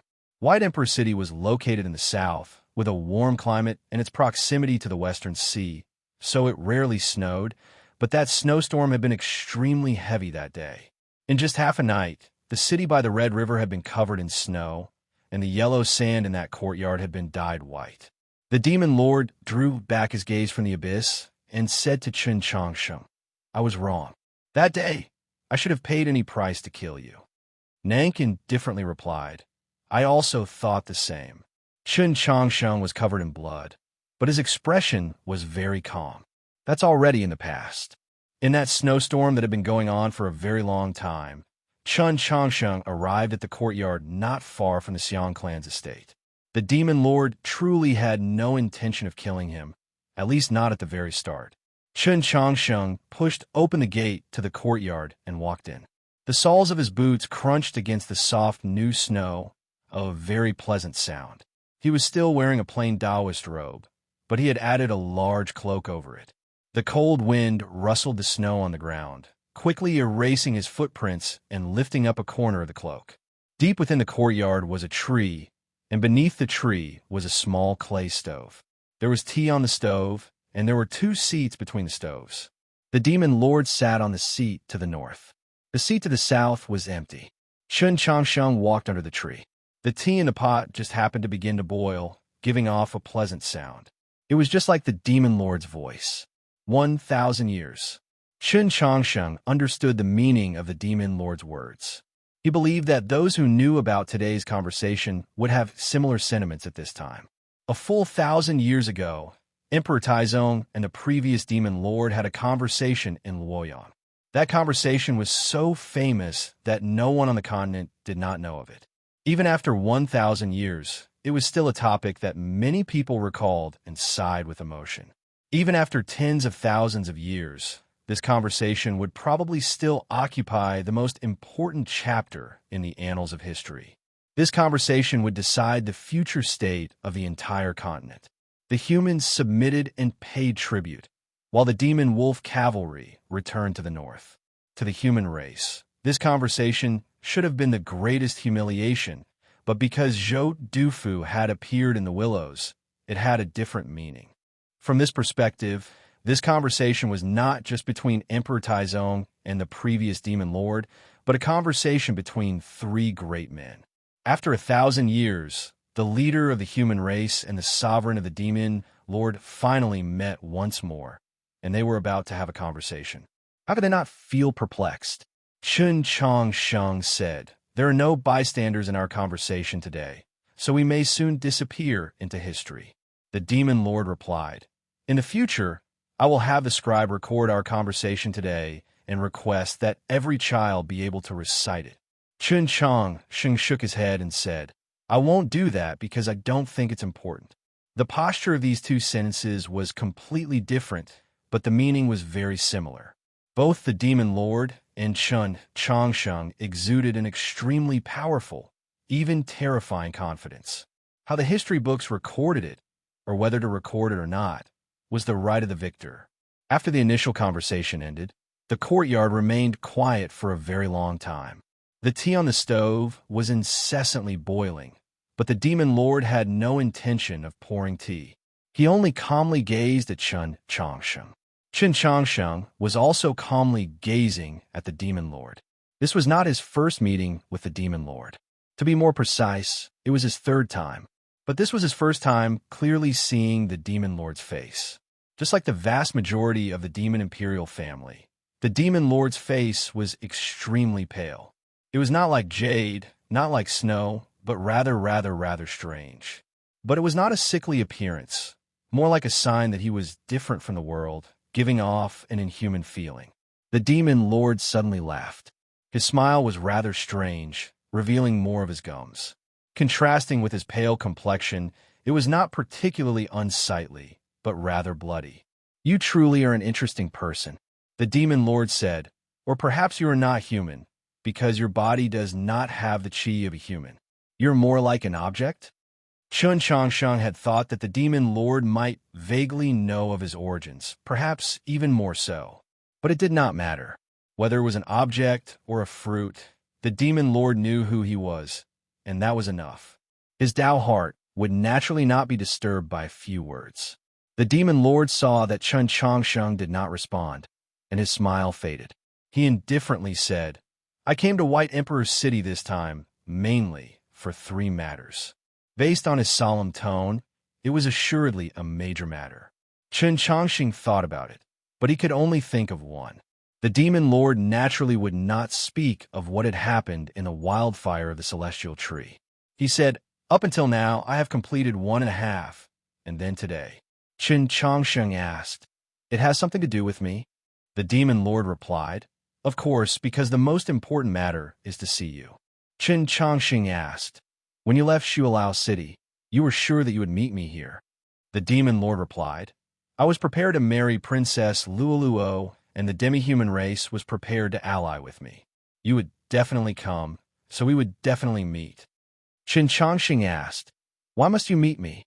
The demon lord replied, "I thought that if I could not kill you, I would ask you a question." Chen Chongxing asked, "What question?" The demon lord asked, "What is the goal of our lives?" Chen Chongxing fell silent. A few days ago, after Biang Hong had left the world, he had sat in the courtyard, gazing at the countless stars in the night sky, sensing that black nothingness that was like the mouth of a well. He had once thought of this question. In truth, in the many nights after the coup of the Mausoleum of Books, he had thought of this question. In the view of many people, this question was too abstruse, a little sour, in the scholarly spirit that made one want to laugh. But this was truly a question worth thinking about. People like him and the demon lord naturally understood this principle. In different positions, one must do different things, consider different problems. The demon lord indifferently said, "We are the highest existences in the world, so we must see the furthest." Chen Chongshang fell quiet for a while, then asked, "Where does your gaze fall?" The demon lord replied, "Above the sea of stars." Chen Chongsheng understood what he meant. The demon lord added, "And for all autumns and generations to come." Any other ordinary person would definitely not have understood this conversation, but the demon lord knew that Chen Chongsheng could assuredly understand. Chen Chongsheng truly did understand, because this was also what he thought, because he was the pope of the human race. The demon lord explained, "This is responsibility and also pressure, but it is also the greatest source of pleasure, the firmest meaning of existence. Just what is above the sea of stars? The other races of the sacred light continent?" Chen Chongshang calmly stared into the demon lord's eyes and asked, "Just what is your relationship with them? What is a fire thief?" To be continued. Chapter 190. The demon lord calmly gazed at him for a very long time. Then he suddenly laughed. The gums revealed in his smile, and his pale face made Chen Chongshang think of the words Snow White and Blood Red. In the end, the demon lord gave no explanation, only saying, "You only need to know that I was born and raised on this continent." Chen Chongsheng recalled the words Wang Zhizi had written in his notebook. Position is relative. The demon lord's meaning was clear. Since he was from this side, he was not from that side. This sounded like nonsense, but in fact, it was the most important statement. Chen Chongsheng saw endless ambition and almost divine callousness in the demon lord's eyes. He saw calm and indifference, but he saw no lies. He was quiet for a while, then said, "I have some thoughts about the sacred light continent." A hint of admiration flashed through the depths of the demon lord's eyes, but it quickly transformed into a chill. He understood Chen Chongsheng's meaning, because he also had his own thoughts on this matter. It was precisely because of this that he was even more wary of Chen Chongsheng. Whether it was Shang Xingzhou, the white emperor couple, Black Robe, or the demon commander, no matter how cunning and far-sighted they were, the demon lord did not particularly care. He was still young and had plenty of time to grow. Moreover, it was precisely because he was young that he possessed many of the qualities that those elders had lost. But now he was facing the similarly young Chen Chongsheng, and he could also see those qualities on his opponent's body. This made him feel rather uneasy. But now was not the time for them to meet to the death, because this conversation was not over. It could even be said that it had only just begun. If, in the end, Chen Chongsheng still could not give him an answer that satisfied him, they would discuss it again. "Have you ever considered joining hands with me to do some things?" The demon lord used a very casual tone to raise the truly important question of the day. Chen Chongsheng did not think for very long before giving his answer. The hatred between the two sides, is too deep. No one has the right to negotiate peace, not even the thought of it. The demon lord shook his head. People like Tang II naturally do not have a right because they're subjects. As long as they have this thought, they will be disloyal. But we are different because we are sovereigns. We are the guides that lead our people forward, so we naturally have the right to choose our path. As he watched the snowflakes that instantly melted on the teapot, Qin Changsheng recalled the conversation he had not long ago in the Tang clan's old estate in Wenshui City. The snow that day was also quite heavy, and they talked about the same topic. It was not particularly silent, but it was bone-chilling cold. What would the future of the continent look like? What kind of relationship should the three races have? Countless sages and sages had thought of these questions. Although the answer was a little difficult to say, it didn't need to be said. Everyone knew that it should be peace.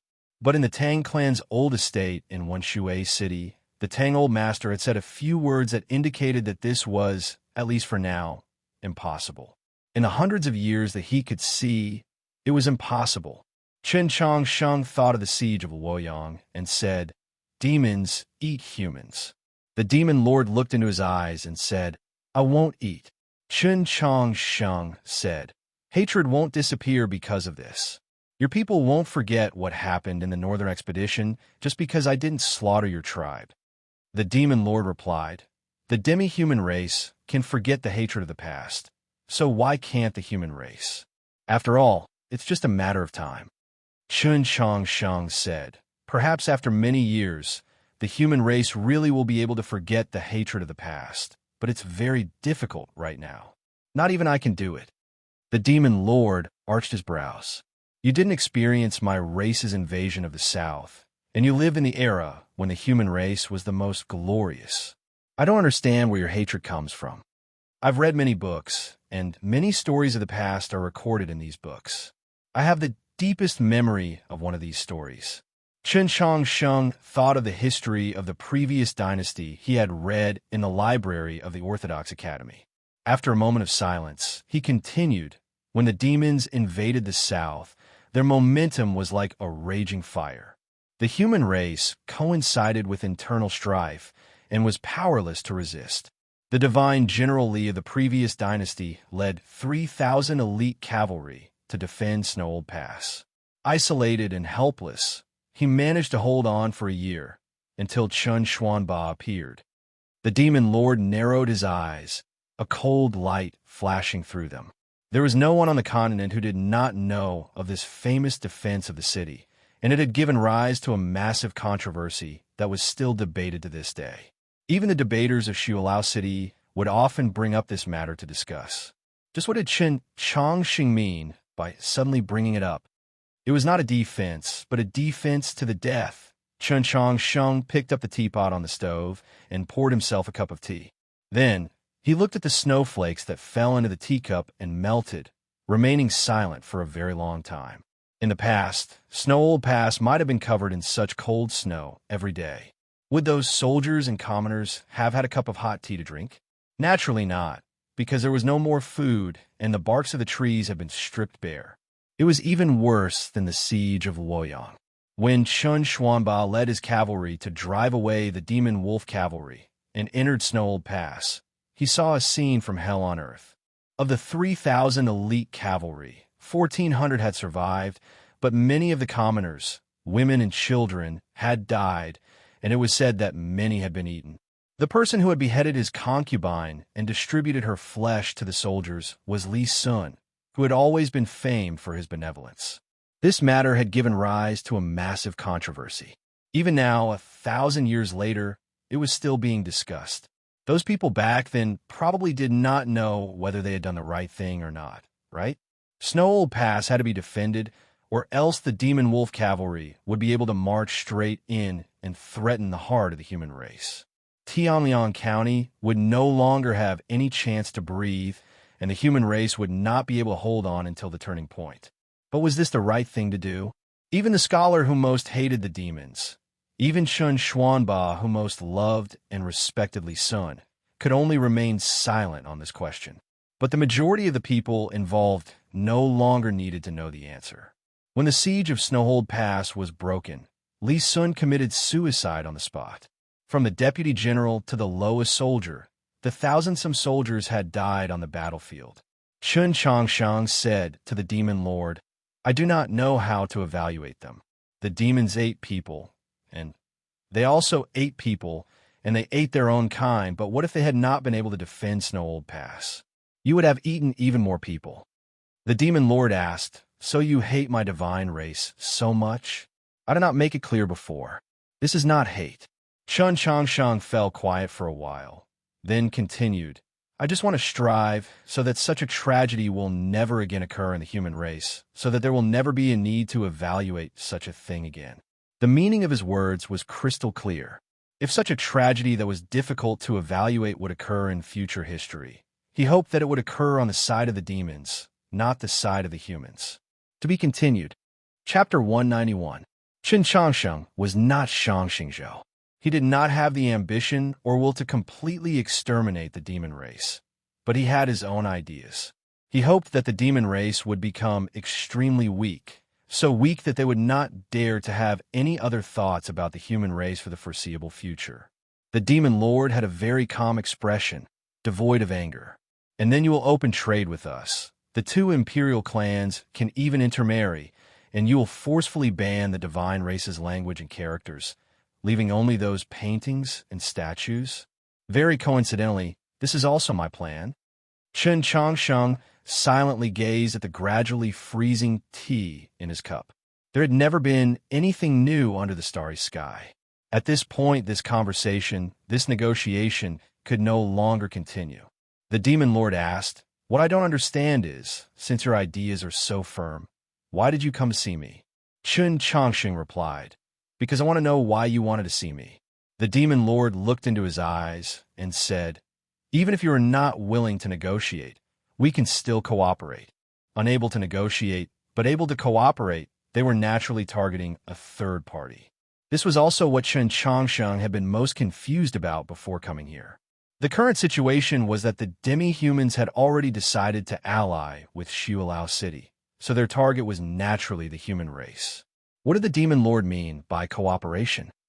Did he feel that Madame Mu could no longer control the situation? Would the demi-humans ultimately maintain their alliance with the human race? If this really was the case, what reason did Chen Changsheng have to cooperate with him? The situation has changed. The demon lord raised his head to the plummeting snow and said, On that night 4 days ago, the entire flavor of White Emperor City changed. Chen Changsheng knew what he was talking about and replied, I don't need to feel uneasy. The demon lord shook his head. I don't know what the White Emperor is thinking, and neither do you. Chen Changsheng noticed that he was speaking of the White Emperor, not Madame Mu. The demon lord said, I've always suspected that the White Emperor was pretending to be asleep. Chen Changsheng was quiet for a while, then said, It's also possible that something really did happen to him. The demon lord mocked, Is it your habit to think the worst of everything? Chen Changsheng replied, I'm just thinking on the bright side. The two of them understood each other's meaning. The demon lord replied, You're too naive. Anyone who underestimates the White Emperor will be punished, even my mighty father. Chen Changsheng asked, If the White Emperor wasn't heavily injured and imprisoned, what was he trying to do by hiding it from the world? The demon lord replied, Of course it's to sit on the mountaintop and watch the tigers fight. Don't forget, he has always been the world's most tyrannical tiger, callous and ruthless. Chen Changsheng said, You seem to be afraid of him. Old people are scary. They smell rotten. A look of disgust appeared on the demon lord's face, as if he really had smelled something unpleasant. Chen Changsheng said, What does this have to do with me? The demon lord looked into his eyes and said, We are all carrying a heavy shell on our backs, crawling forward step by step. This is very tiring. Chen Changsheng remained silent. The demon lord's eyes deepened. How about we help each other and lift off that heavy shell? Chen Changsheng quietly looked at him and said, You want me to kill my teacher? So what? I even killed my father, and that teacher of yours has always been a madman. A strange expression appeared on the demon lord's face. I just don't understand. Why does he find you so unpleasing to the eye? Chen Changsheng did not explain. This was a problem between him and Shang Xingzhou, not something that outsiders could understand. It's impossible for you to kill Shang Xingzhou by yourself. The demon lord said, I can't help you. Once all those old scoundrels are dead, we can fight again. Wouldn't that be delightful? Chen Changsheng replied, in my fight with my teacher, the demons will benefit the most. The demon lord said, I understand what you mean, so before that, I will also express my sincerity. Even though Chen Changsheng had no such thoughts, he couldn't help but be shocked speechless at these words. In the snowy plains of the northern demon realm, just who could be mentioned in the same breath as Shang Xingzhou? Chen Changsheng had never imagined that the demon lord had actually been preparing to fall out with the person who had assisted him in his ascension to the throne, the person who had done the greatest service, even his teacher. He had not imagined it, and he naturally found it hard to believe. These emotions appeared in his eyes. The demon lord knew that this was truly very difficult to convince, but he could not give a reason. If you agree, I will naturally not fight with you over Su Yorong and that female student of yours. I can even give my sister to you. The demon lord smiled at Chen Changsheng. In any case, she will always be with you. Chen Changsheng still found it impossible to understand. Just what do you want? The demon lord replied, I've already said what I want. If you make up your mind in the future, there is no harm in telling me in a letter. Chen Changsheng asked, a letter? The demon lord replied, in the past, Grand Scholar Tungus and the Pope of your generation often exchanged letters. We can also imitate them. Chen Changsheng thought this over, then said, if we can both leave White Emperor City alive, I will give you a letter.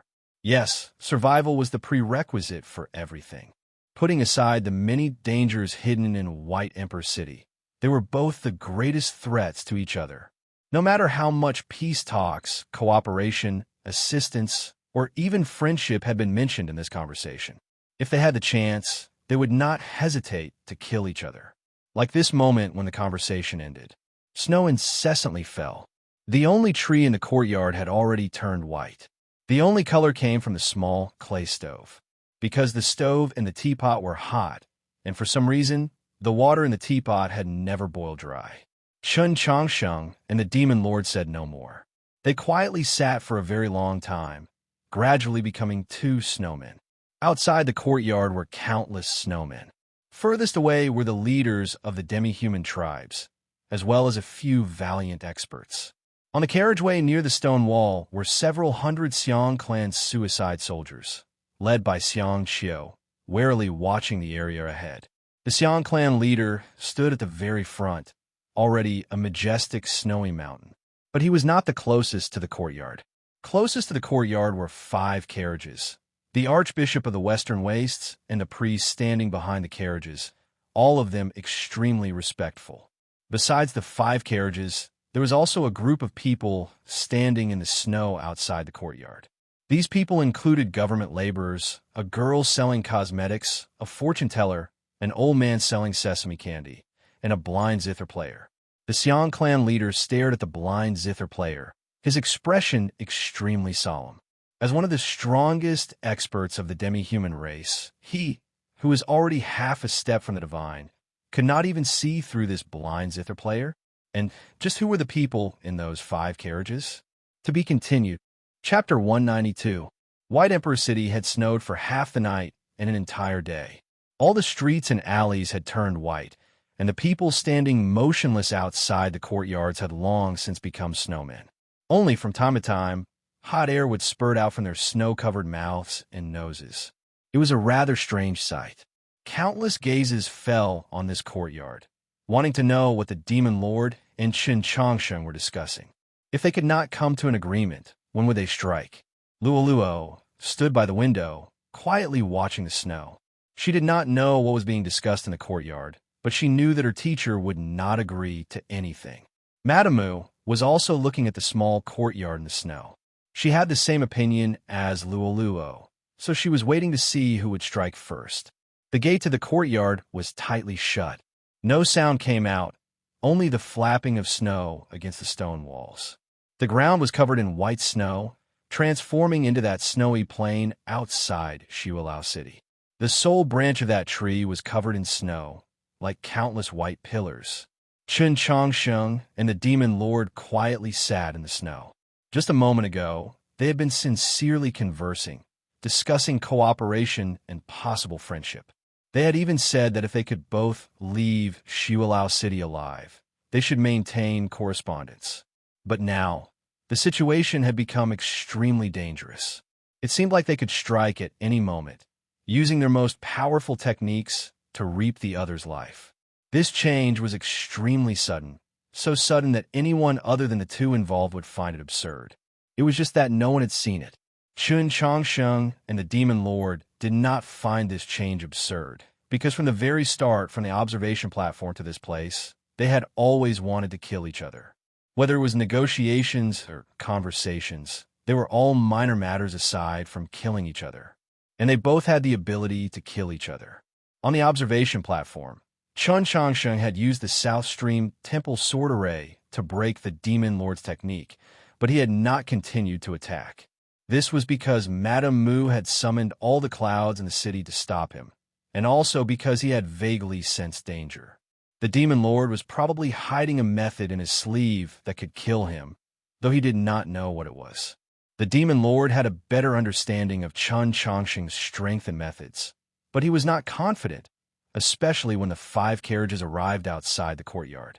He looked into Chun Changsheng's eyes and said, "Shang Xingzhou cannot come, nor can Wang Pe.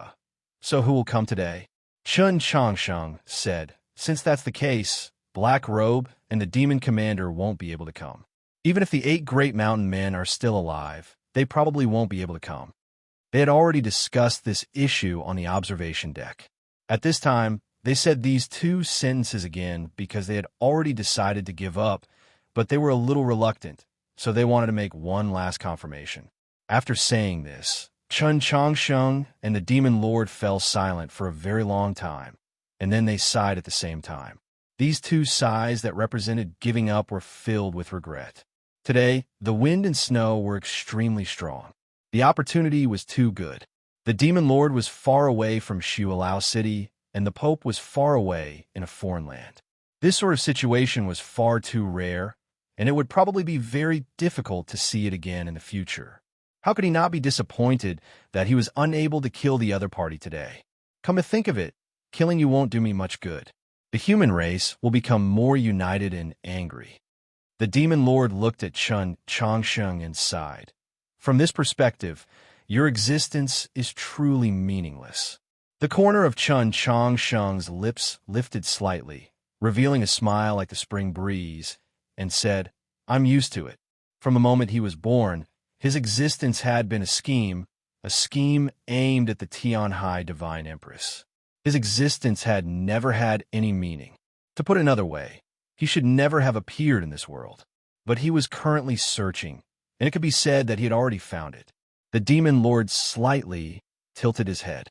Seeing the smile on Chun Changsheng's face and confirming that it was not forced, he arched his brows. "You truly are a monster." Chun Changsheng had received many evaluations, the vast majority of them very positive.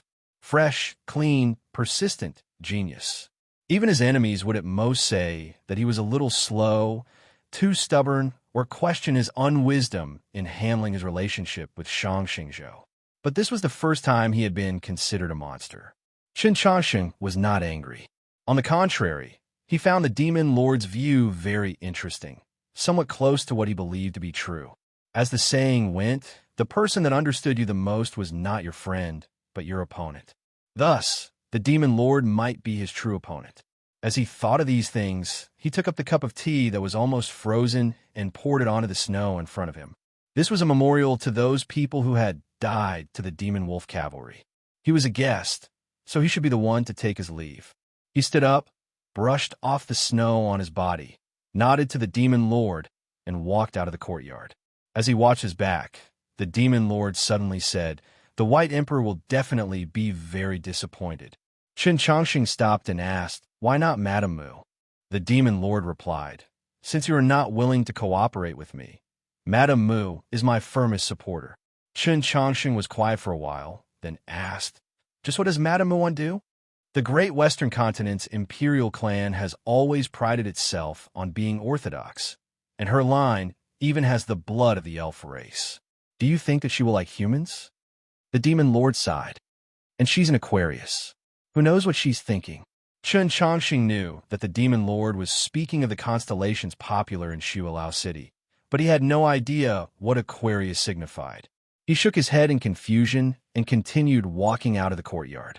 The demon lord's hand slowly caressed the two cold stone statues in his sleeve, a hint of loathing appearing on his brow. He then turned to that perfectly straight footprint in the snow that seemed to have been measured with a ruler and muttered to himself, "They actually moved the entirely palace over. They're truly afraid of death." With a creak and a few snowflakes falling, Chen Chongsheng pushed open the gate and walked out. This sound and sight quickly spread to all of White Emperor City. The majority of people felt much more relaxed, but a few people felt very disappointed, shocked, confused, and all sorts of other emotions. People began to descend from the 5 carriages. Daoist Siyuan of the Hall of Subjugation, Archbishop and Lin of the Divine Edict, Linghai Jiwang of the Hall of Heavenly Judgment, the newly appointed Archbishop of the Hall of Announcements, Hu 32, of the 5 prefects of the Orthodoxy, other than Mao Qiyu, who had remained behind to guard the Li Palace. The other 4 had all rushed to White Emperor City tens of thousands of li away, each carrying a precious treasure. Chen Chongsheng first solemnly bowed to the blind zither player, and then he spoke to Linghai Jiwang and the others. The azure curtain was slightly lifted, shaking off the snow. An elegant and handsome young master walked out from the last carriage. It was Tang 36. In his right hand was a seemingly inconspicuous short staff. Chen Chongsheng was about to say something to him, but Tang 36 threw the short cane at him. Linghai Jiwang's complexion turned extremely unsightly at this sight, and Lin couldn't help but softly exclaim. That unremarkable staff was the Orthodoxy's divine staff. If not for Chen Chongqing's quick reaction, it would have fallen into the snow. What if it was broken? Tang 36 acted like he did not see the gazes of Linghai Jiwang and the others. He angrily said, "In the future, don't always make me do this sort of thing." In order to break the seal of the Red River, the Orthodoxy's divine staff had been completely drained of the energy of light. In the last few days, it had been receiving sustenance in the Taoist Church of the Western Wastes. Today, Chen Chongsheng was going to meet with the Demon Lord, so he had to make thorough preparations. The only person he could trust and was qualified to wield the staff was Tang 36. Even if Linghai Jiwang and the others found Tang 36 to be an eyesore, they could not deny it, because Tang 36 had done this sort of thing before. The person who had received the divine staff from the Pope had never been Chen Chongsheng, but him. To be continued. Chapter 193. In the battle over the Bridge of Helplessness, Chen Chongsheng had narrowly defeated Su Yurong, thus confirming his position as successor to the Orthodoxy. But that night, he did not go to the Light Palace. Instead, he went to Fortune Peace Road to eat beef ribs with Su Yurong. Under countless shocked gazes, the person who raised his hand to ask for leave for him was Tang 36. The one who had lowered his head to receive the divine staff that represented the authority of the Orthodoxy was also Tang 36. Today, it was still Tang 36 who was using the divine staff to control the Li Palace's array and lock onto the courtyard full of snow. This kind of pressure was too great. Even someone like Tang 36 didn't want to experience it again. Chen Chongsheng looked at him and smiled.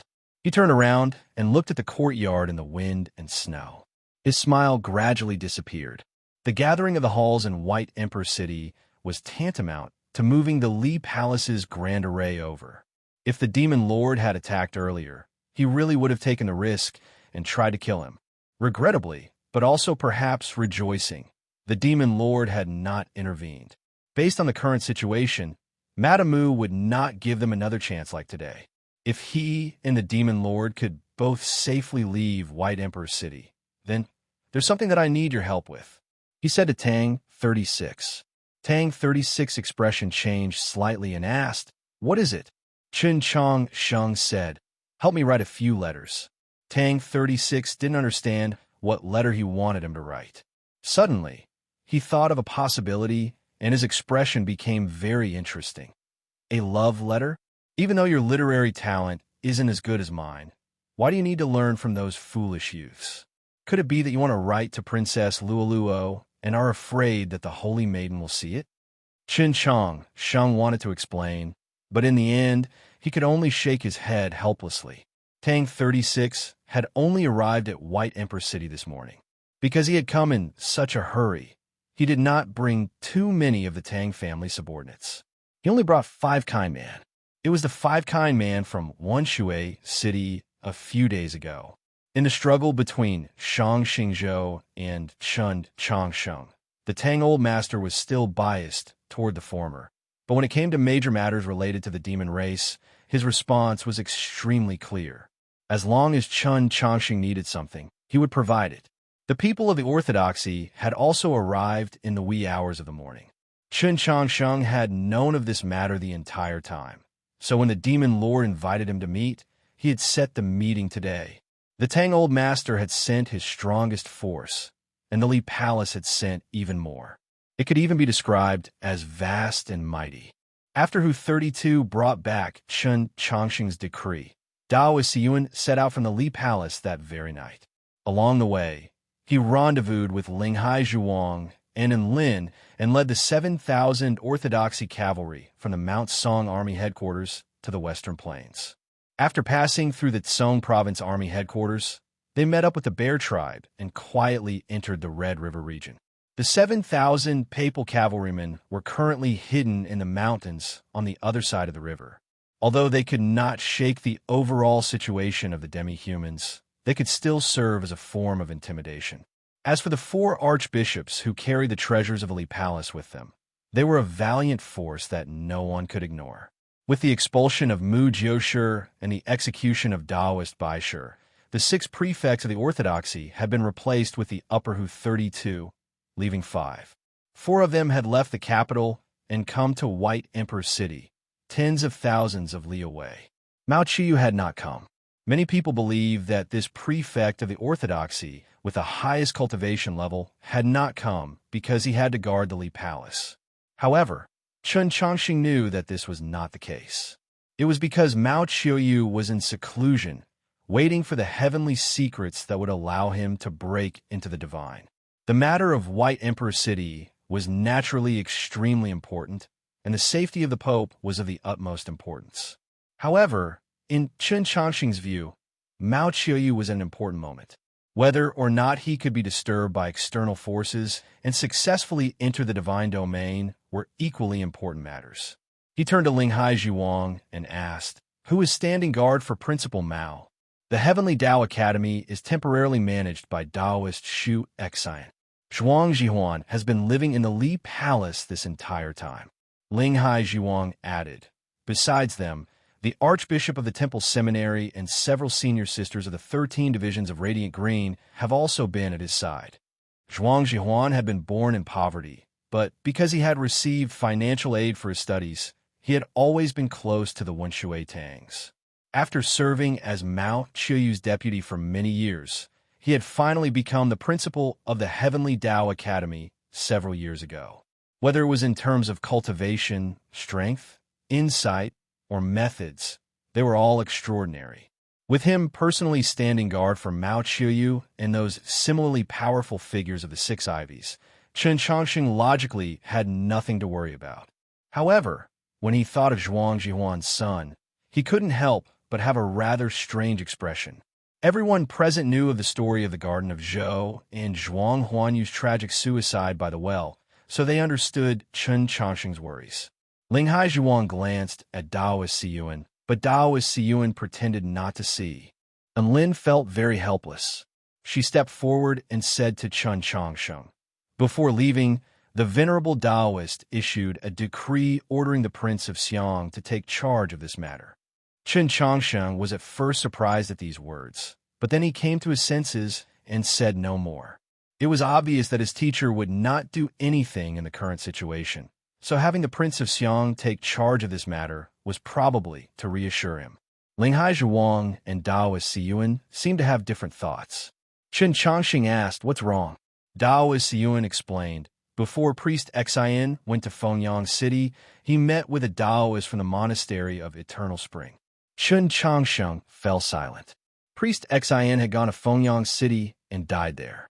This was to make Biyang Hong and Wu Qiongbai believe that the person who killed their son was Chen Chongsheng. "Master, do you really want me to die so badly?" Chen Chongsheng could no longer remember how many times he had thought of this question since the coup of the Mausoleum of Books. The situation had changed, and both the imperial court and Shangxingzhou were placing their hopes on him to do something in White Emperor City. But who knew how deep this obsession ran? Linghai Zhiwang said with a gloomy expression, "At this crucial moment, if someone stabs a knife in the back, it will be very difficult to deal with." The orthodoxy possessed an unimaginable reserve and hidden strength. Even if Chen Chongsheng brought the entire Li Palace to White Emperor City, it still wouldn't matter. But if Shangxingzhou did not want to see the orthodoxy gain another expert of the divine domain, who could stop him? Chen Chongsheng indicated that there was no need to discuss this matter any further. Linghai Zhuang and Daoist Siyuan were a little surprised, but they said no more. After traveling tens of thousands of li and enduring a long period of pressure outside the Snow Wind Academy, the people of the Orthodoxy and Tang 36 were extremely tired, but they couldn't rest yet because Chen Chongqing needed their opinions on a certain matter. The Taoist church became very quiet. Ever since the coup of the Mausoleum of Books, the return of the human race's divine domain experts to the Sea of Stars had become a very common occurrence in the last few years. But in the end, this was an internal struggle of the human race, and Biyang Hong and Wu Qiongbai had died at the hands of a foreign race. Linghai Zhuang declared, "Madam Mu must die." Not even the prefects of the orthodoxy had the right to speak about the life and death of a saint. In the past, this could have been called wild speculation. But he had said this, and the crowd was very calm, because in their view, this was a matter of course. To be continued. Chapter 194. Daoist Siyuan and Enlin said nothing, but they clearly supported Linghai Zhuang, who 32 sighed and said, "It's not easy to kill, but it still has to be killed." Tang 36 turned to Chen Chongqing. He had no opinion on this matter, so he wanted to see what Chen Chongqing thought. Chen Chongqing thought for a while, then nodded. The matter was decided. The people in the Taoist church might not be able to kill Madame Mu, but Madame Mu had to die one day, because this was the will of the Li Palace, the will of the human race. Chen Chongqing had once said to Luo Luo that the demi-human race had to pay a sufficient price for the deaths of Biyang Hong and Wu Qiongbai. He had not said it clearly at the time, but Luo Luo knew what he meant, Madame Mu's death. No one was willing to die, much less a saint, even if she was the constellation of Aquarius that the demon lord spoke of, her spiritual world different from the rest. So Chen Chongsheng could not understand why Madame Mu had suddenly stopped on that night 4 days ago and not killed him. If that strength that flowed through the streets of White Emperor City like an undercurrent and intimidated the countless tribes along the two shores of the Red River did not come from Shuilao City, then where did it come from? Chen Chongsheng gazed thoughtfully at the night sky outside the hall. The wind and snow had already stopped. There were no clouds in the night sky, and one could clearly see the many stars. Was it snowing in that mountain range to the north that was also illuminated by the many stars? Even if it was not snowing, the ice and snow accumulated on those mountains were probably cold enough. Why was that mountain range called the Starfall Mountains? Countless years ago, the heavenly tomes fell in the heart of the continent, while streams of fire spread everywhere. There were many in Mount Han, but were there also many here? If the Starfall Mountains were dug up, would they see the remains of stars, or would they see nothing? In a certain building deep within the imperial city, there was a pot of golden threaded sculpture from Shuilao City. Madame Mu calmly gazed at it, her expression very calm. It was like she did not care what had happened in today's snowstorm, or perhaps nothing had happened at all. This is the most famous work of my race's Master Gasso from 400 years ago. The demon lord walked in from outside the hall and said, "I didn't expect that it had always been in Sir's hands. It is indeed art. Unfortunately, there are not many people in this city who can appreciate it with me. Madame Mu drew back her gaze from the complex lines of the carving that seemed to contain the infinite beauty of the starry sky. She turned to the demon lord and said, "His Majesty also does not seem interested." The demon lord smiled. "What do you want to say?" Madame Mu calmly asked. "Why has His Majesty not moved today?" The demon lord said, "I didn't think that Qin Changsheng would be so afraid of death that he actually moved the entirely palace over." Madame Mu indifferently asked, "Has Your Majesty lost confidence because of this?" The demon lord calmly gazed at her. "A few days ago, on the observation platform, you stopped me from acting. Why are you advising me now?" Madame Mu's voice became even lighter, as dull as the western sea when there was no wind. "Times have changed." The demon lord's eyes suddenly turned deep and serene. "For days ago, you also did not act. When was that?" Madame Mu did not directly answer his question. "If Your Majesty acts today, I will naturally act as well." They both wanted Qin Changsheng to die, but in the end, it was still a question of who would act first. Qin Changsheng was very difficult to kill. His cultivation level was even higher than rumored, and even more troublesome was that he had moved the entirely palace over. With the cultivation levels of those prefects of the orthodoxy and the precious treasures they carried with them, even Madame Mu found it rather troublesome. Back in the Li Palace, she had clearly sensed the killing intent formed from the laws of the world. And now, more and more demi-human personages and ordinary people in White Emperor City were standing on Qin Changsheng's side. There was not a single cloud in the night sky, the countless stars shining brightly. The wind blowing from the other side of the sea was also unhindered and rather strong. The sea breeze traveled through the halls and stone platforms, ultimately arriving in front of her. Madame Mu smelled the salty scent of the wind and that familiar dampness, but she did not miss it. The sea breeze could too easily turn living creatures into lifeless salted fish, and the damp air could easily become sticky, bringing with it a great deal of pressure. A hint of exhaustion appeared in her eyes as she said, "Then let's wait a little longer." "Just what is my lady waiting for?" The demon lord slightly arched his brows at her. "Waiting for them to dig up that mountain and see if that person is dead or not. To be able to obtain the loyalty of Black Robe and the demon commander, to force his mighty father into the abyss, to be able to obtain the fervent worship of all the inhabitants of the snowy plains of the land of demons in a few short years." The young Qin Changsheng naturally did not lack intelligence, but he now realized that he was finding it harder and harder to understand just what Madame Mu was thinking. Madame Mu indifferently said, "At this time, I don't even know what I want to see." The demon lord stared into her eyes and said, "Isn't what you should be doing now stopping them?" Madame Mu asked why. The demon lord suddenly felt that he had made a mistake. No one in the world could control or even understand an Aquarius woman. Madame Mu did not know what he was thinking, but she calmly looked to the north. She truly did not know what sort of answer she wanted to wait for, but she was sure that she wanted to wait for an answer, whether he was alive or dead. Before going to the Starfall Mountains, Qin Changsheng had once thought that as long as there was an answer, it was not good. And then he saw the black cliff, the unbreakable seal. He saw no answer, no truth. This was the best result. But in the end, there could only be one truth. The answer would be revealed sooner or later, and he had already vaguely guessed at it. This made his mood rather gloomy, especially when he thought about Luoluo, who was still in the imperial city, hoping that he could rescue the White Emperor. The vast sky of stars had already retreated, revealing the morning light, which was then shattered by countless, even brighter sword glows.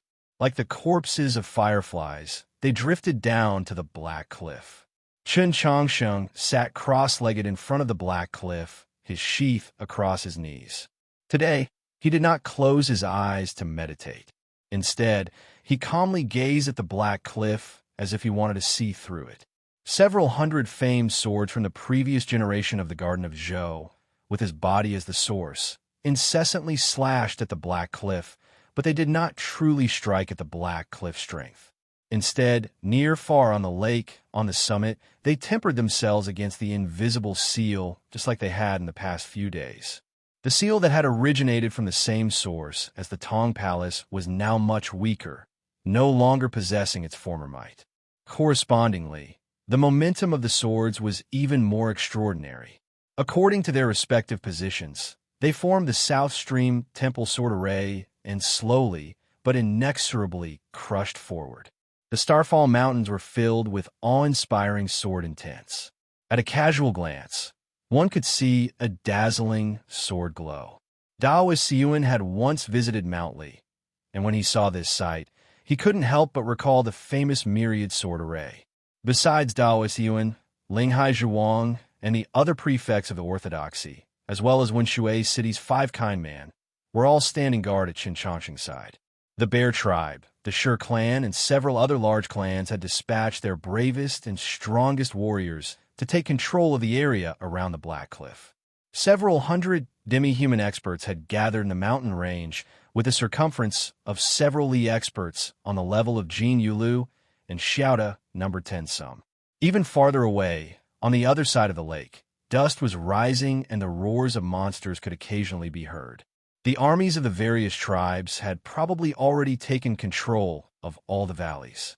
The situation had long since become clear, regardless of whether the ministers, generals, and tribal leaders of the demi-human court believed it or not.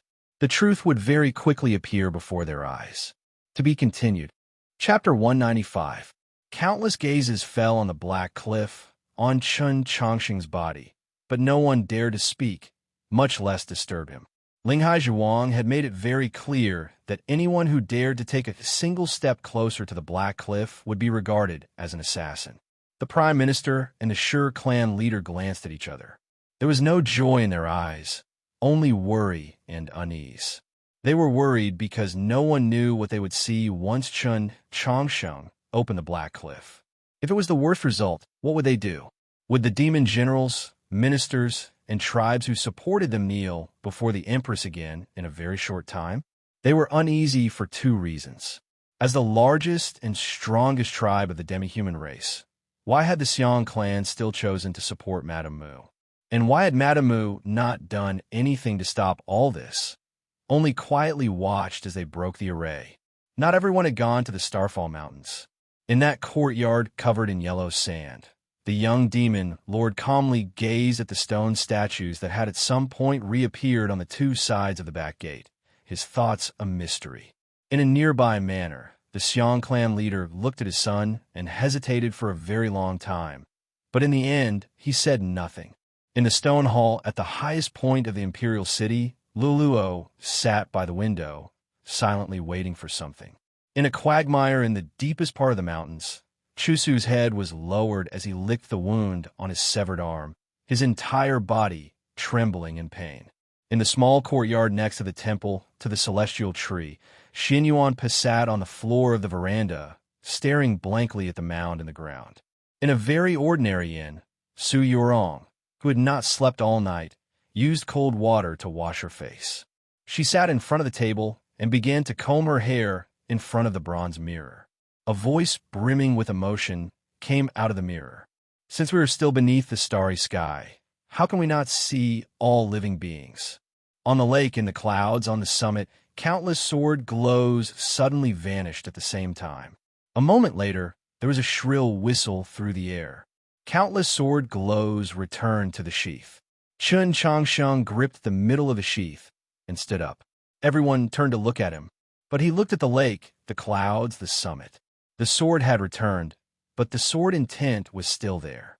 A flock of geese flew past the snowy peak and suddenly began to descend. A gust of sea breeze blew from the mountains, but it was cut into pieces. A few wisps of clouds in the blue sky were torn into thin threads by an invisible force, and then gradually disappeared.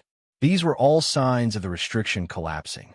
After confirming this, Chun Chongsheng once again looked at the Black Cliff in front of him. There was a loud bang. Countless muffled noises came from the depths of the Black Cliff, and even the depths of the ground. The earth was shaking uneasily, and countless waves were stirred up in the lake.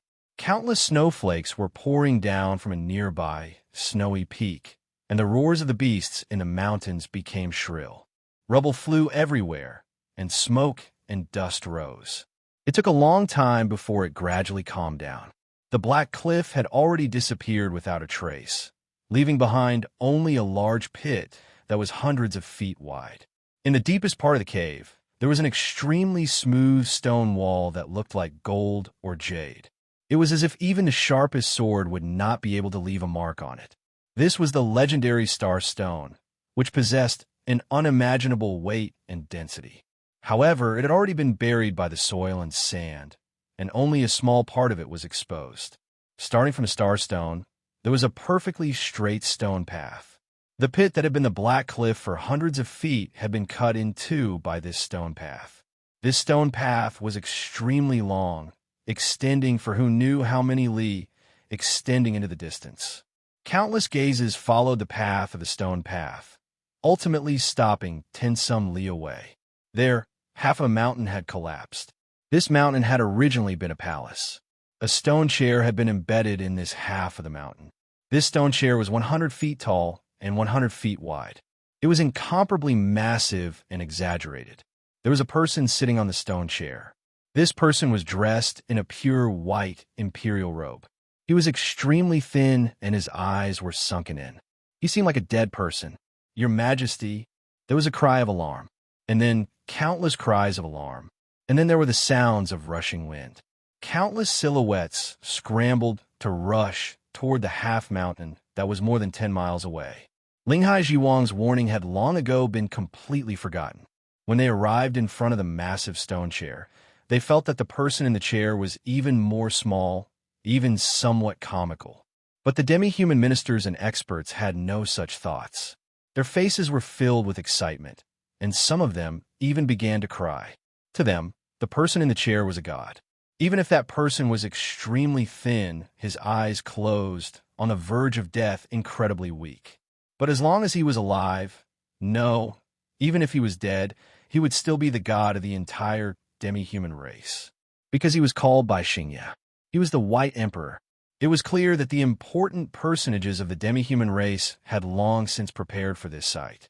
Several demi-human doctors were carried onto the stone chair by the black vultures and began to treat the White Emperor. Seeing that the White Emperor's eyes were still tightly shut, Xiaoda felt somewhat anxious and asked, "Where is His Holiness the Pope?" Everyone knew that Chun Chongqing's medical skill could be said to be unparalleled in the world. In their view, no matter how skilled these demi-human doctors were, they were still far from being able to compare to Chun Chongqing. The Prime Minister and the others turned their heads and froze. They did not see Chun Chongqing. Chun Chongqing was still 10-some li away. He was at the original position of the Black Cliff. Seeing the activity in the distance, Chun Chongqing suddenly said, "Let's go." As he said this word, his gaze was still fixed on the massive stone chair on the White Emperor's face. This was his first time seeing the White Emperor, and he had spent many days and nights on it with great difficulty. But the moment he saw the White Emperor, he decided to leave. Immediately leave. Hearing Chun Chongqing's words, everyone was shocked and did not understand why.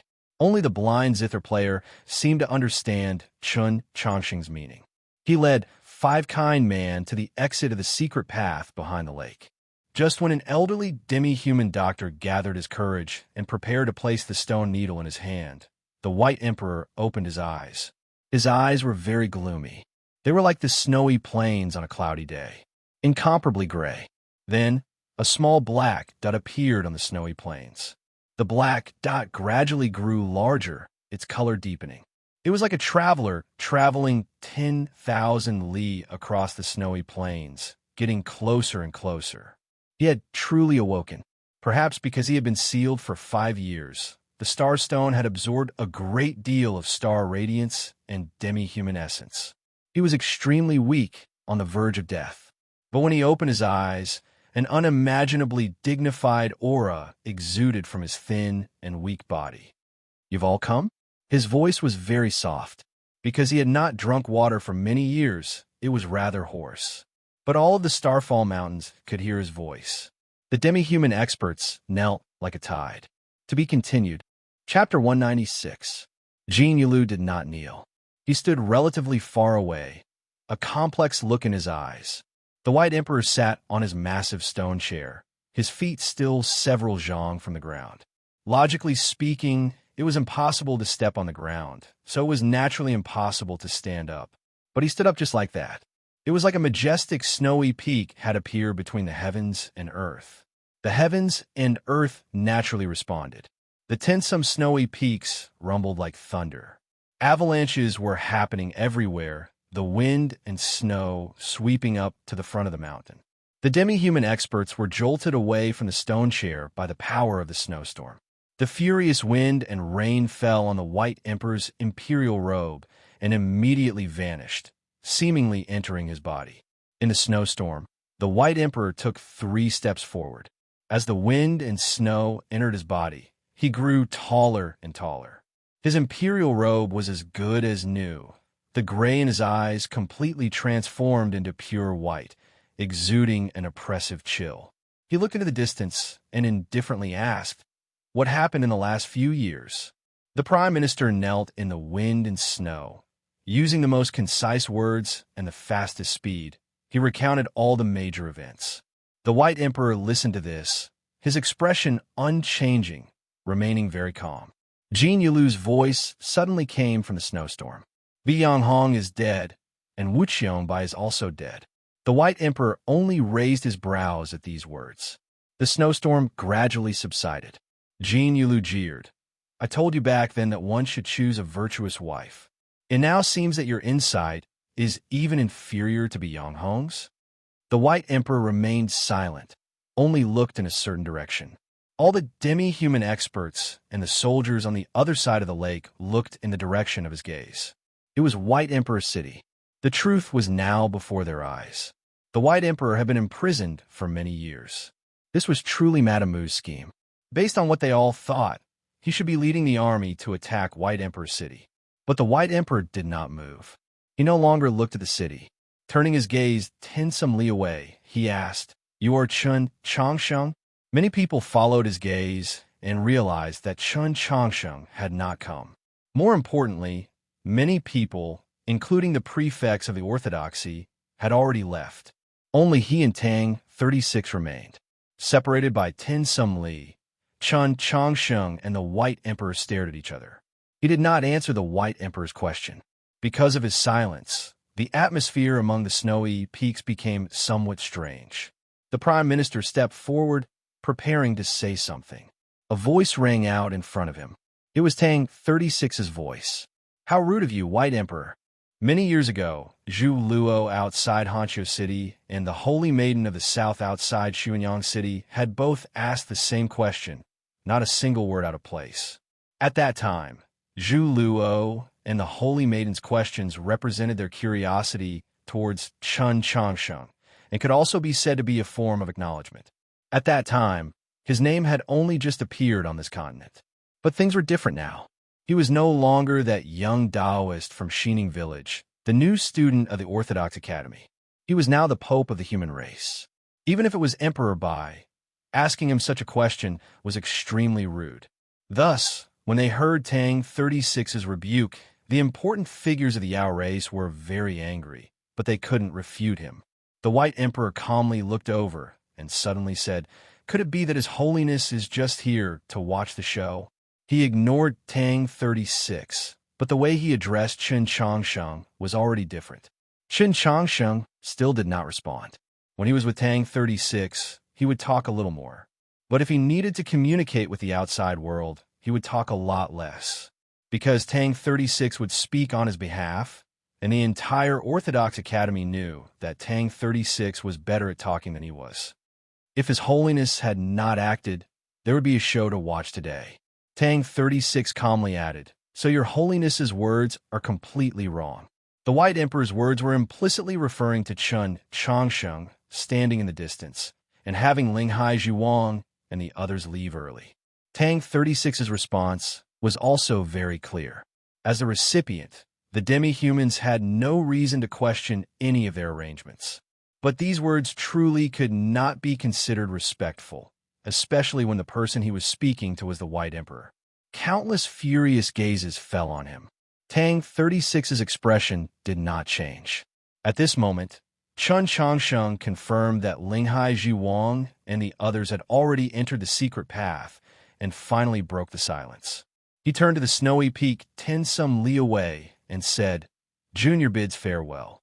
After saying this, he brought Tang 36 with him and turned to leave. The white crane was waiting for them not too far away. Just like that, they left. It had truly been done cleanly and efficiently. After so much thought, they had finally rescued the White Emperor and seen the answer. All of this had truly been Madame Mu's scheme. To the human race, this was the best answer. Logically speaking, he should have stayed behind to discuss with the demi-humans what was to come. But he did not do this, and instead had Linghai Zhiwang and the others leave first. Because this answer was too good, too much like what he wanted. So he decided to leave. He wanted to do something. He wanted to personally write down an answer. In the stone hall at the highest point of the imperial city, there were no pear blossoms outside the window, only a few scholar flowers. Madame Mu was confident that this had nothing to do with Scholartree Manor. Just like what was happening in the Starfall Mountains, it also had nothing to do with Chun Changsheng. In the end, it was a problem between her and him. "I do not know if your father is dead or alive, but I think that he is probably still alive." She walked to the window and expressionlessly said, "Even if he is still alive, he can choose not to appear. If he does not appear, it means that he still has some affection for me. If he does appear, it means that he is truly heartless. And even now, I still do not know what answer I want." As she spoke, her hand lightly stroked Loloa's black hair. Luoluo lowered her head, her face pale and her eyelashes fluttering. One could see that she was rather nervous. The scholar tree outside the window suddenly began to fiercely tremble, dropping countless green leaves. It was like a painting had come to life. Madame Mu's gaze pierced through the green leaves, still resting in the distance. After a long period of silence, she suddenly said, "Truly a heartless man." Luoluo could no longer control herself. She raised her head to look at her mother. "You took advantage of father's heavy injuries to imprison him, using star stones to damage his demi-human essence in an attempt to kill him. And yet, you say that he is heartless?" Her voice trembled, both from anger and sorrow. "Mother, you did all this for the great Western continent? Was it worth it?" Madame Mu calmly gazed at her and said, "I have never liked you because you are a daughter." Luoluo tightly pursed her lips, her small face brimming with stubbornness. She said nothing. Madame Mu knew what she meant and said, "Little Sure does not need me to entrust my thoughts on this world, so she naturally does not need to bear my demands." Luoluo did not understand. Heartbroken, she asked, "But why?" "Because the majority of girls are extroverted," Madame Mu calmly said. "I do not want to be this sort of person, nor do I hope that you will be this sort of person. In the future, no matter who you ultimately marry, you must remember that in the end, only your paternal family can help you, because all the men in the world have hearts that are hateful and heartless." This was the second time she had mentioned the heartless and ruthless nature of men. Even though the truth seemed to be right in front of her, Luoluo could not help but feel confused. In a trembling voice, she asked, "Mother, just what is going on here?" Madame Mu gazed out the window into the distance and said, "I hope that you will never know nor understand what is going on here. It's been a long time since I wrote these 4 words. All living things are bitter. All living things are bitter. It's actually all a matter of 10 years ago. Let me simply sigh." To be continued. Chapter 197. In the distance was a vast ocean. In the ocean was a ship. The second prince of the great western continent stood at the bow of the ship, his clothes drifting in the wind and his brows deeply furrowed in thought. Mu Jiushi sat in her cabin, occasionally turning her head to look back, her expression somewhat sorrowful. To a small stream, the Red River was extremely wide, no different from the vast ocean.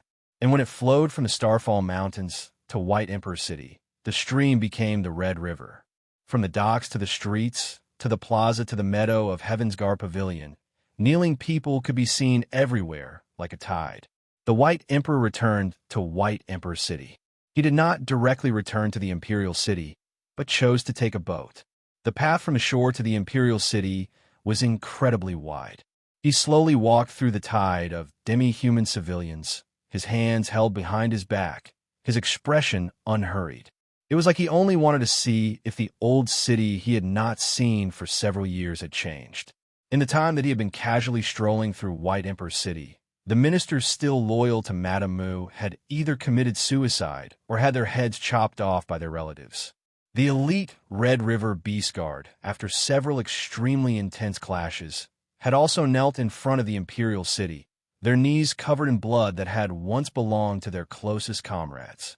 There was no battle in the truest sense of the word, and it was even calmer and faster than a declaration of war.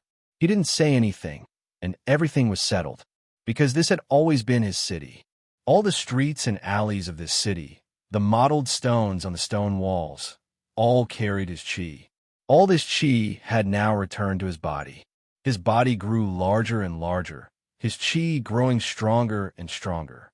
The giant jings in the river buzzed, expressing their submission and welcome. The black vultures in the tall pavilions buried their heads in their wings, their bodies trembling in fear. He had always been the most powerful existence in the world, and now that he silently exuded his chi, he exuded a peerlessly tyrannical aura. All of White Emperor City, all living beings inside and outside the city, trembled in fear before this aura, not daring to make a single sound. In front of the Imperial City, a figure that did not kneel finally appeared. This figure had always been extremely tall, like a mountain. The Xiong clan leader stood in front of the city gate, watching the approaching White Emperor, a complex look in his eyes. He was the chief elder of the Council of Elders. The Xiong clan he belonged to was the largest tribe of the demi-human race, and he himself was the strongest expert of the demi-human race besides the White Emperor couple. Madame Mu had imprisoned the White Emperor while he was heavily injured. It now seemed that he was naturally a participant, the true conspirator. No matter how one looked at it, he indeed had the right not to kneel, and he also had a reason not to kneel. The White Emperor walked up to the Xiong clan leader. The Xiong clan leader gazed at the White Emperor's somewhat thin face, his expression shifting as he prepared to say something. The White Emperor leaned forward slightly, as if trying to get a better look at him. It was an extremely simple movement, but it had an aura that was hard to resist. If the Xiong clan leader was a mountain, the White Emperor was the highest snowy peak in the world. When he leaned forward, the snowy peak moved forward. He looked down at the Xiong clan leader. It was like a god poking his head out from the snowy peak. There was no emotion in his eyes, only a boundless snowy plain.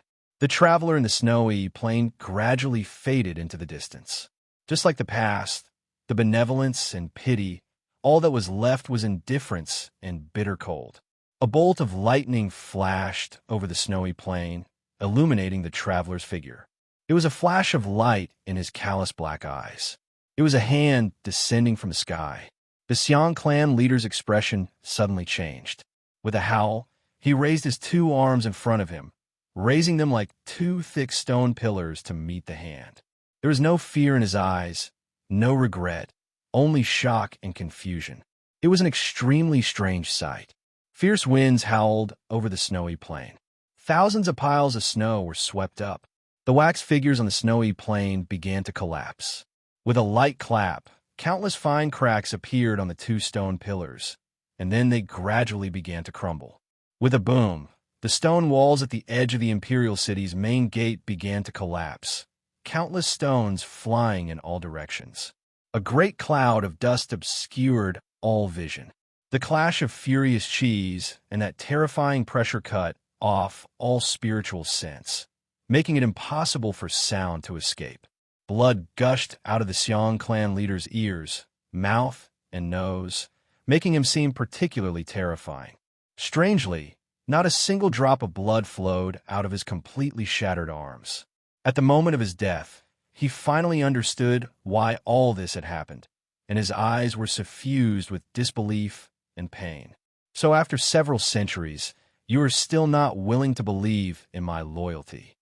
The Xiong clan leader's howls of despair and grief failed to change the expression on the White Emperor's face. Believe is the most useless word of all. The dust gradually settled and the rolling stones calmed down. Several coughs came from the depths of the imperial city. The White Emperor was probably there. The demi-human prime minister, the Sure clan leader, and the other important figures hurried forward to follow. Xiao stopped and looked at the Xiong clan leader's corpse. Of course, someone had to clean up the mess in front of the city gate, but it could not be him. He had stopped because he felt that the Xiong clan leader's eyes were rather strange. The Xiong clan leader had died, but his eyes had not closed in peace. His eyes were filled with shock and rage. This was what Xiao did not understand.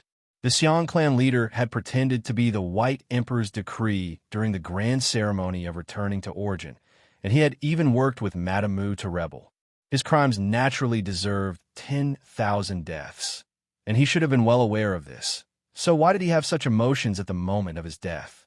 At a certain moment before the White Emperor returned to his city, many other things had happened in this city. Some people had left the Starfall Mountains ahead of time, using secret paths to return to White Emperor City. Some people had begun to make arrangements ahead of time, like the Xiong clan leader who had died later on. He had gone straight to the Imperial City, bringing no Xiong clan experts with him, nor had he brought a single loyal subordinate. He had even sent his most cherished youngest son, Xiang Xiao, to a large courtyard not far from his estate, because he knew that this was the safest place. Whether His Majesty or the Empress won the battle today, this place would not be affected. Xiang Xiao was the strongest expert of the younger generation of the Xiong clan. Ever since he was a child, he had spent his youth cultivating secret techniques deep in the mountains. He possessed a ruthless nature rarely seen in the Xiong clan, but he rarely experienced the affairs of the world. He simply did not understand why his father had made such arrangements. He was prepared to leave on his own and go to the Imperial City to support his father, and he even wanted to persuade the Demon Lord to go with him. The Demon Lord knew what the Xiong clan leader was thinking and deeply admired him, but he also felt that Xiang Xiao was very stupid. If the White Emperor really was still alive, White Emperor City would assuredly welcome a world-shaking war. In truth, the Demon Lord believed that the White Emperor was assuredly still alive, but he would not participate in this war. Just as the Xiong clan leader thought, whether the White Emperor or Madame Mu won, neither would touch him. Even though the Demon Lord's eyes were filled with derision, Xiang Xiao still did not understand. With an angry spit, he led his most loyal subordinates out of the courtyard. He was somewhat worried about his father's safety, and he did not want to miss out on this momentous event that was bound to be recorded in history. So he decided to hurry to the Imperial City. But he could not leave, because the courtyard was already surrounded. A blind zither player, hugging a zither, stood outside the crowd. He seemed rather tired, his shoulders slightly drooping. Perhaps it was because he had just returned from the Starfall Mountains. To be continued. Chapter 198. Xiang Xiao did not notice the blind zither player. More accurately, he did not see the blind zither player, because the blind zither player was too unremarkable, and because the great priest standing in front of him was too dazzling. The lines of the great priest's face seemed carved from stone, his elegant brows brimming with an icy chill. Linghai Jiwang, what do you want to do? Xiang Xiao's gaze swept over the orthodoxy experts outside the courtyard, his eyes turning extremely sharp, a ruthless and bloodthirsty aura faintly discernible in their depths.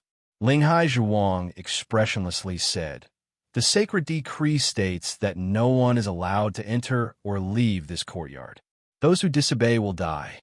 Yes, regardless of whether the White Emperor or Madame Mu won, they would not touch the young Demon Lord. This courtyard truly was the safest place in White Emperor City today. But the Xiong clan leader and the Demon Lord had forgotten one thing. There were still many human experts in White Emperor City today.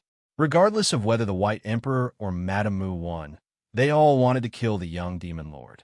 Xiang Xiao still did not understand this principle. He sternly said, "All of you should be well aware that he is a guest of my Xiong clan." Linghai Zhuang's expression was indifferent, and he had no intention of stepping aside.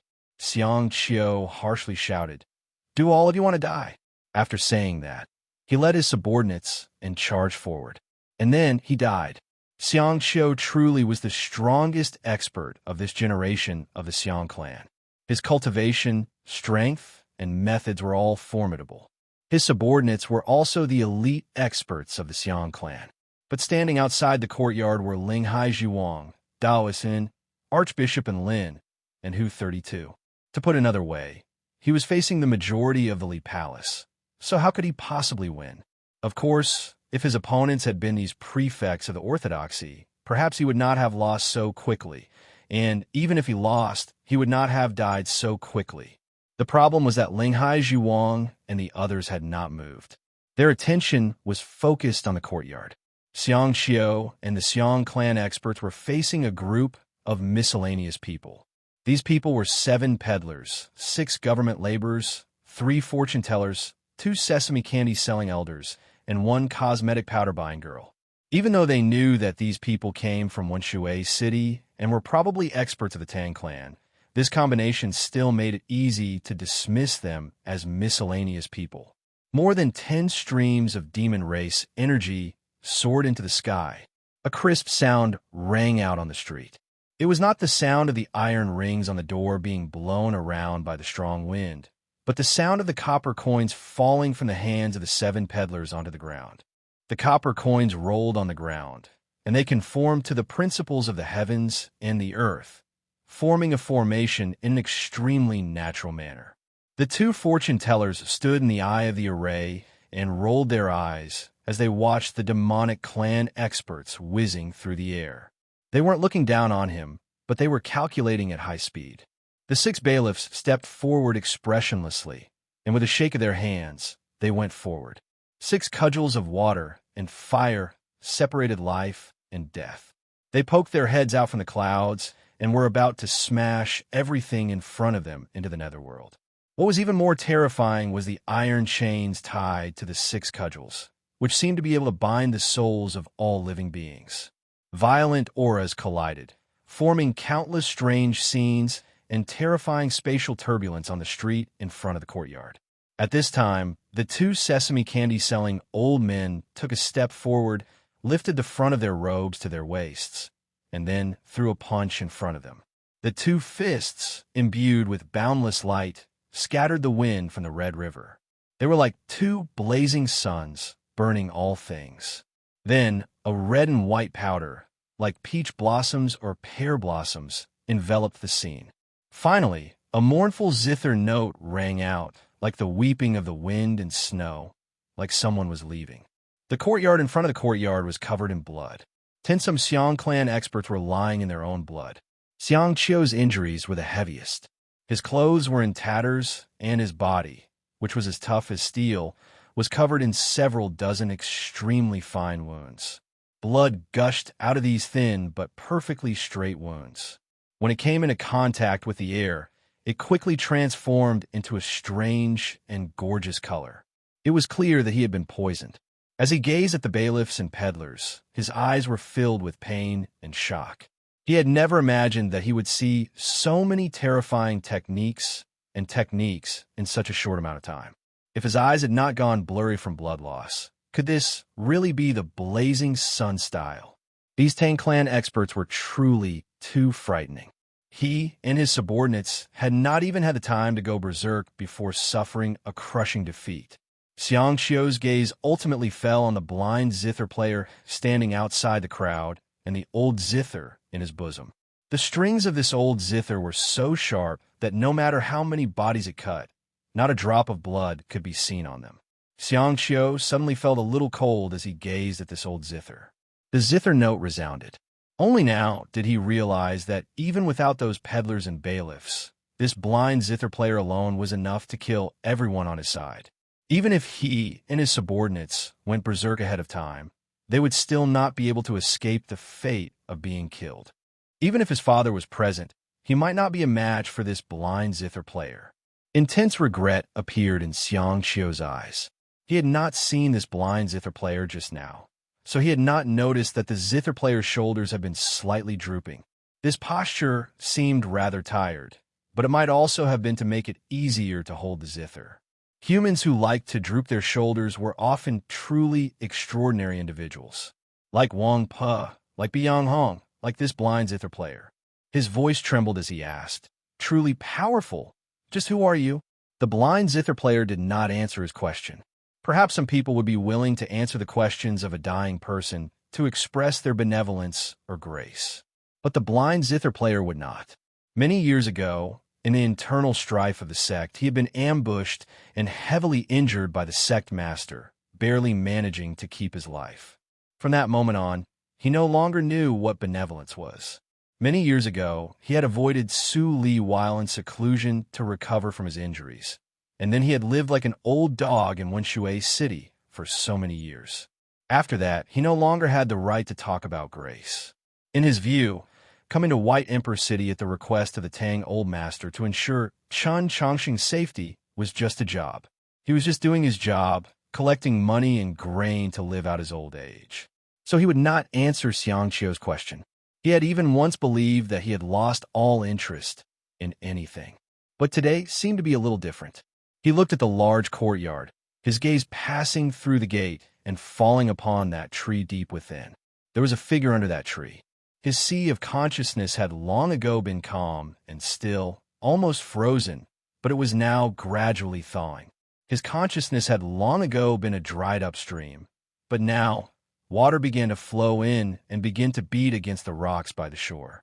This was because his heart, which had long been like a piece of wood, suddenly ignited a small flame, and then the flame gradually grew bigger. The moment he saw that figure, he came back to life. Even his mind began to surge. There was no wind, but his clothes began to flap. His face grew redder and redder.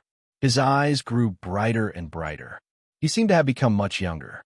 It was like he could still live for another 500 years. But he did not want those 500 years. If he could kill this person today. To be continued. Chapter 199. The peddlers, bailiffs, and fortune-tellers were the first to notice the strange state of the zither player, and shock appeared in their eyes. They were the most mysterious and most terrifying of the Wenshui Tangs, the five kind people, but the blind zither player was that person. Although the blind zither player had never been willing to admit that he was their teacher or leader, and even rarely spoke to him, they all held the deepest respect for him, no less than their respect for the Tang Old Master. This was the first time they had seen the blind zither player reveal such a powerful will to fight, such a true vitality. The little girl selling cosmetic powder was very uneasy. She wanted to step forward and ask a few questions, but she was stopped by the two sesame candy-selling old men. The experts of the orthodoxy also sensed the qi exuded by the blind zither player. Their expressions turned cold as they felt the same emotion as Xiang Qiu. This person is very powerful. Even amongst the prefects of the orthodoxy, only Mao Qiuyu could deal with this blind zither player. Linghai Zhuang and Lin and the others who knew of his identity were also shocked speechless, but they also felt that this was only natural. Before the longevity sect withered away, it was the ancestral court of the southern faction of the orthodoxy. Together with Holy Maiden Peak, it stood as an equal to the Li Palace. Even the Mount Li Sword sect, whose name now shook the continent, was only a subsidiary sect of the longevity sect. As the sole remaining grand elder of the longevity sect, this blind zither player was naturally very strong, just this strong. Linghai Zhuang and the others also knew why the blind zither player had suddenly come to life. It was like they had returned to the longevity sect's heyday. Because of the figure under the tree in the courtyard. Because it was the same for them. Looking at that figure, their breathing became hurried, and their states were naturally adjusted to an unprecedented peak. Whether it was the blind zither player, Linghai Zhuang, or the other prefects of the orthodoxy, this was their first time seeing the demon lord with their own eyes. On the day they were about to kill each other, Qin Chongsheng had them return to White Emperor City ahead of time precisely to kill the demon lord. To the human race, this was the greatest, most glorious, and most wonderful mission. To the continent, this was the most shocking, most tense, and most dangerous moment. If they could kill the demon lord, today's scene and their names would assuredly be recorded in the annals of history for countless years. Even if the blind zither player's heart was like withered wood, no, even if his heart was like dead ash, it would still reignite. Even though the names of these prefects of the orthodoxy were already destined to be recorded in the Taoist canon, they were still willing to pay everything, even their lives. The young demon lord stood up from under the tree and turned to the crowd outside the courtyard. His face was handsome and exuded an inhuman aura. The yellow sand in the courtyard suddenly floated up and danced around his body, drawing countless complicated diagrams on his black imperial robe. Linghai Zhuang's pupils constricted at this sight. Everyone felt an intense sense of alarm. Before he led Black Robe and the demon commander in overthrowing his father, the young demon lord had not been famous. Whether it was talent, battle prowess, or other aspects, he had no reputation. Not to mention Xiu Shanjun and Su Yurong. He couldn't even compare to Chen Changsheng. In the entire continent, the most widely spread rumor about him was his greed for Su Yurong. Only when he pushed that legendary existence into the abyss and then coldly surrounded and killed his elder brother Han Qing, who had returned from the Mausoleum of Books, did the entire world realize that it was wrong. Now, the entire continent knew that this demon lord possessed unimaginable combat talent and unfathomable strength. But just how strong was he? It was obvious that he still had not stepped into the divine domain. From the battle on the observation platform, when Xinchang Sheng used the South Stream Temple Sword Array, the demon lord seemed to be at a disadvantage. But based on Chen Changsheng's analysis, even if he used his full strength, he would not necessarily be able to kill his opponent. Moreover, the demon lord clearly still had many trump cards that he had not used. Chen Changsheng could even say that the moment he decided to kill the demon lord, he felt like he could die at any moment. Just what sort of trump card did the demon lord possess to make him feel this way? Dongyi Angzi, the demon lord smiled at the blind zither player. You think you can kill us? The crowd was shocked, because the demon lord had spoken with a very contemptuous expression and attitude, and because the demon lord had directly said a name. It was the Taoist title of the blind zither player in the longevity sect. This name had vanished from the continent for many years. Besides Linghai Zhuang and a few other prefects of the orthodoxy, no one present knew of it.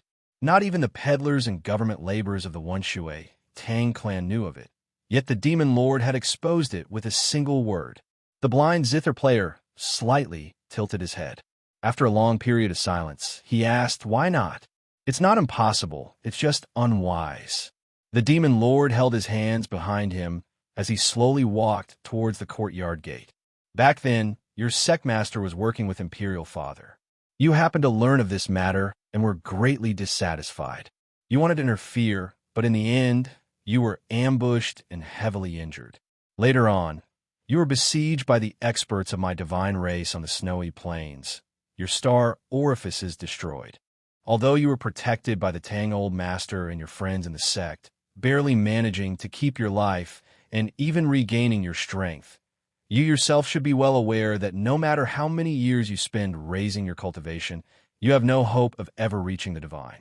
The blind zither player quietly listened, as if he was speaking of someone else's business. The demon lord indifferently said, "Is this matter not enough to make you fear the strength of my divine race?"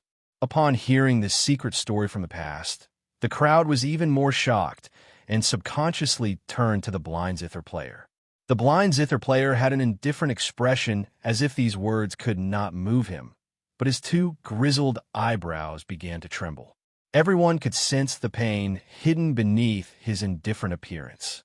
To cultivators, no matter how diligently they cultivated, how courageously they advanced, if they could never hope of reaching the divine, this was naturally the greatest despair.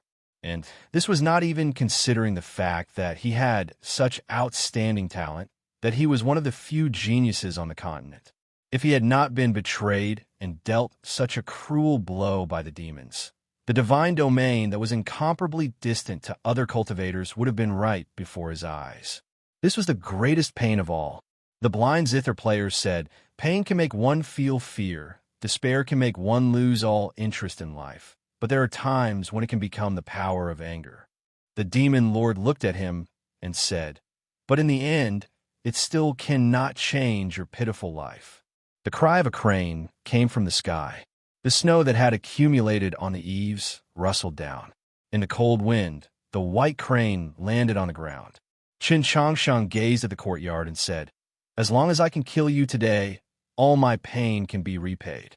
Tang 36 replied, "No matter how you look at it, this is a profitable transaction."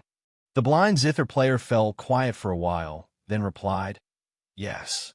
When he said this word, his expression was very calm. This time, he was truly calm, because his two grizzled eyebrows did not tremble in the slightest.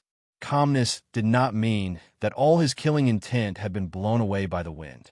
On the contrary, it meant that his killing intent had already been submerged in the laws of the world and could no longer be withdrawn.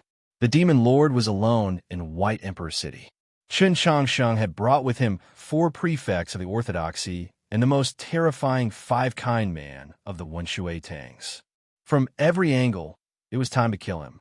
I wish everyone happy holiday and a good time.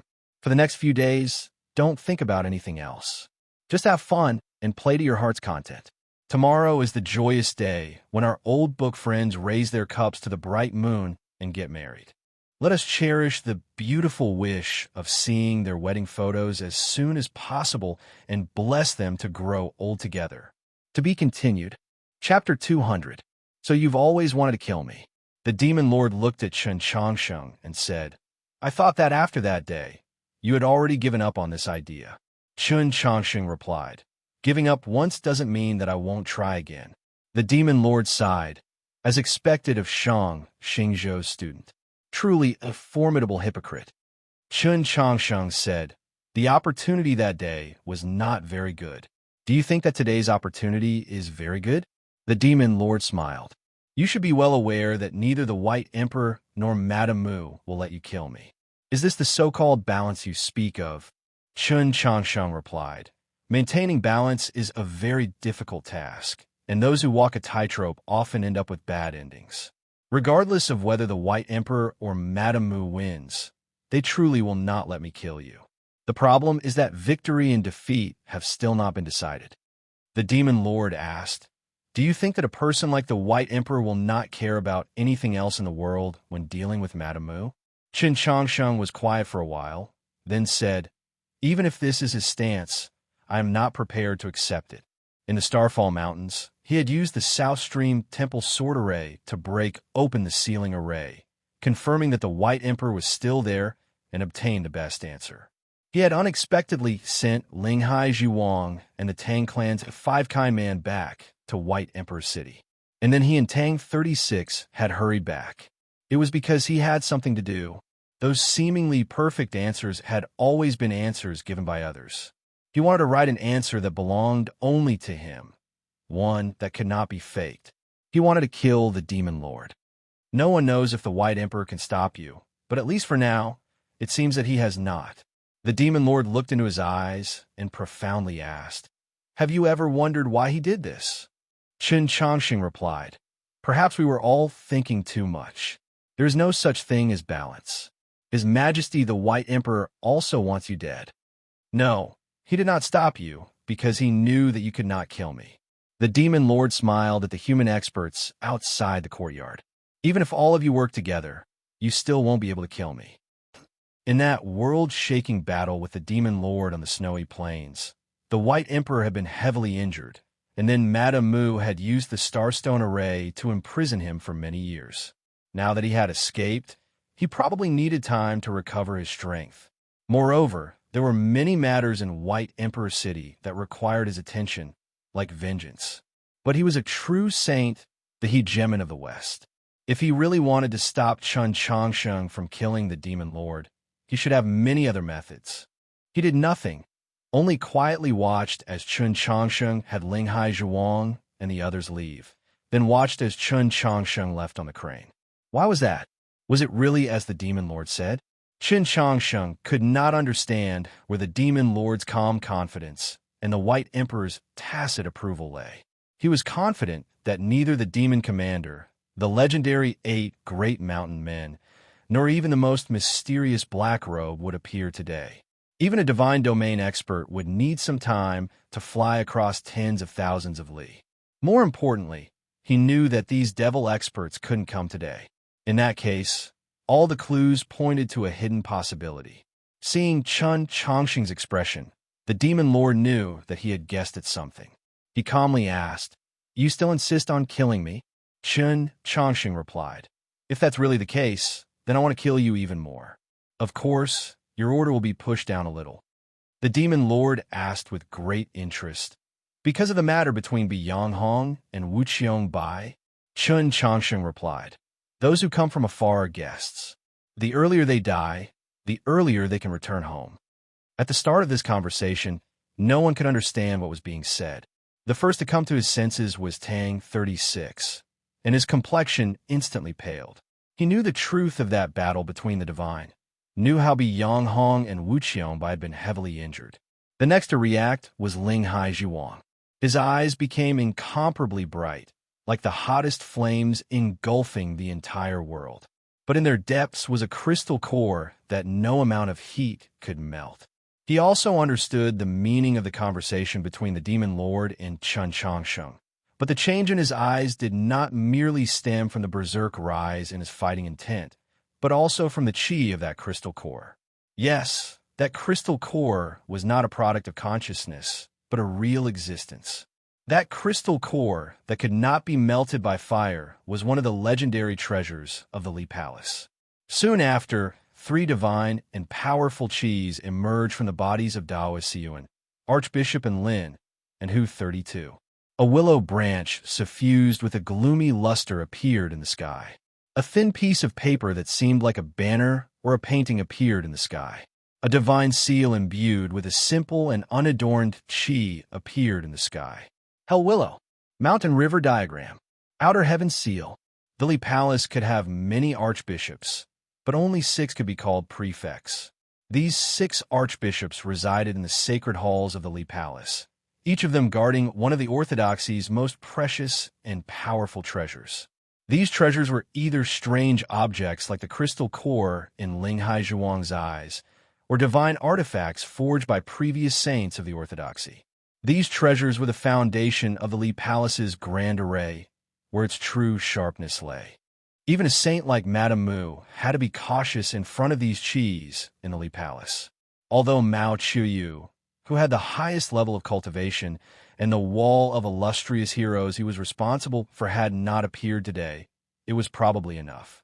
The sight of those divine artifacts in the sky and the divine and blazing chis raining down caused cries of alarm from outside the courtyard. These cries of alarm were brimming with reverence and yearning, and deep within them was a fervent devotion. The demon lord's expression finally turned grave. This was the Li Palace's grand array? Who would preside over it? Chun Chongqing was here. As the Pope, no one was more qualified than him to preside over the Li Palace's grand array. His right hand was already gripping the hilt of his sword. The world's sharpest stainless sword was not unsheathed. Instead, countless pure white rays of light appeared. These rays of light seeped out from between his fingers, illuminating the stone steps in front of the courtyard gate and the gradually blackening blood. A very round, white stone floated into the sky along with the 4 divine auras. The white stone was inlaid with an extremely complex array of black and gold, making it seem extremely beautiful. This was the falling star stone. After Taoist Baishur was killed in the Taoist church of Wenshui, this treasure of the orthodoxy had been temporarily placed in Chun Chongqing's care. The falling star stone flew into the sky, exuding an extremely ancient chi as it began to suck in everything around it. Countless cold winds and shattered stones poured into it, and even the laws of the world began to slightly deform and distort. A deep black hole appeared in the sky, the falling star stone calmly floating within. The mountain and river diagram, the gloom willow, and the other treasures of the orthodoxy exuded a divine chi that began to revolve around the edge of the black hole and then connect with it. Countless dazzling golden threads descended like curtains of water. The entire courtyard was shrouded in this black hole, making it impossible for anyone to leave. Qin Changxing's right hand left the hilt of his sword and gripped the divine staff, pointing it at that figure deep within the courtyard.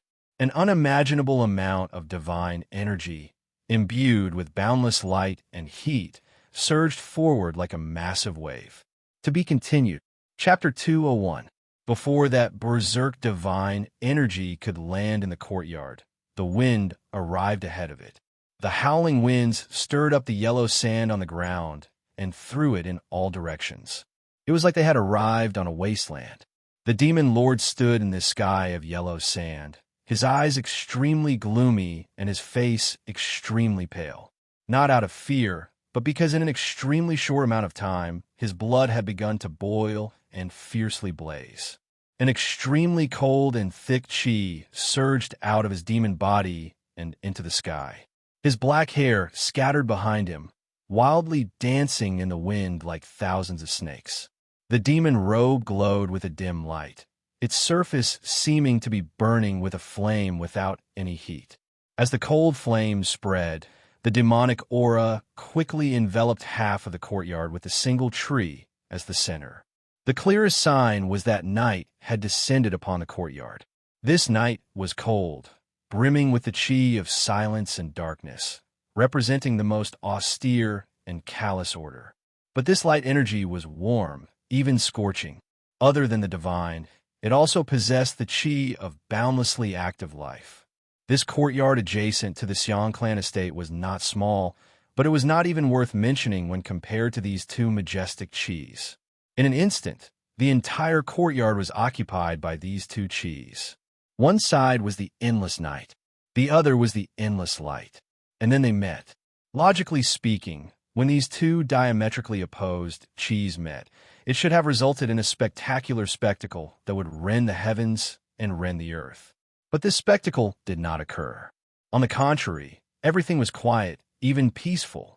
Even the fish swimming in the stream beneath the cliff outside the courtyard were unaffected. But the sheep on the mountain slope looked up at the sky in confusion, confused as to why noon and night would appear at the same time. These two chis were the purest chis in the world. The source of this grandeur was the smallest difference in the essence of matter. The true contest took place in the smallest places, like a grain of yellow sand or a gust of cold wind. At least in the short term, it was very difficult to see any grandeur. But this did not mean true peace.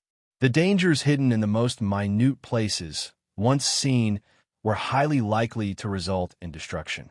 Qin Changxing knew this, as did Linghai Zhuang and the others, but they did not care because the power of light clearly held the advantage. But they did not understand why the demon lord had chosen this method of response. Did he think that his demon arts could contend against the Li Palace's grand array? There was the cry of a crane. The white crane was an immortal bird, and its divine sense was extremely powerful. It sensed the danger and flapped its wings to fly away. There was a sound of the zither. Hugging the zither, the blind zither player lightly pushed off the ground with his feet and flew several dozen zhang away, his sleeves fluttering in the wind. The sound of the zither suddenly became louder, as if it was tearing silk. A crack was torn in the darkness of the courtyard. The chi of light exuded by the Li Palace's grand array revolved around his body. From afar, he looked like a red-crowned crane that had flown into the netherworld. He was no longer a passerby enjoying his retirement in Wenshui City, nor was he a walking corpse with a heart as wooden as withered wood. He was the grand elder of the longevity sect from 100 years ago, the one with extraordinary talent, profound cultivation, and terrifying battle prowess. The sound of the guqin rang out again. Dozens of invisible waves followed his fingers and left the zither strings, vibrating in all directions. The edge of the night had already been torn open, and now it was pulled even wider by the invisible sound of the zither. As night fell, the demon lord's figure rapidly blurred as if he was about to disappear into the darkness. Everyone was well aware that even though the Li Palace's grand array was complete, once the demon lord entered the darkness, it would require even more effort to force him out. Most importantly, it would definitely consume even more time. No one knew the final victor between the White Emperor and Madame Mu. and no one knew if the victor would stop the orthodoxy from killing the demon lord. They had to hurry. Of the human experts outside the courtyard, the blind zither player was unquestionably the strongest. Thus, his reaction was also the fastest.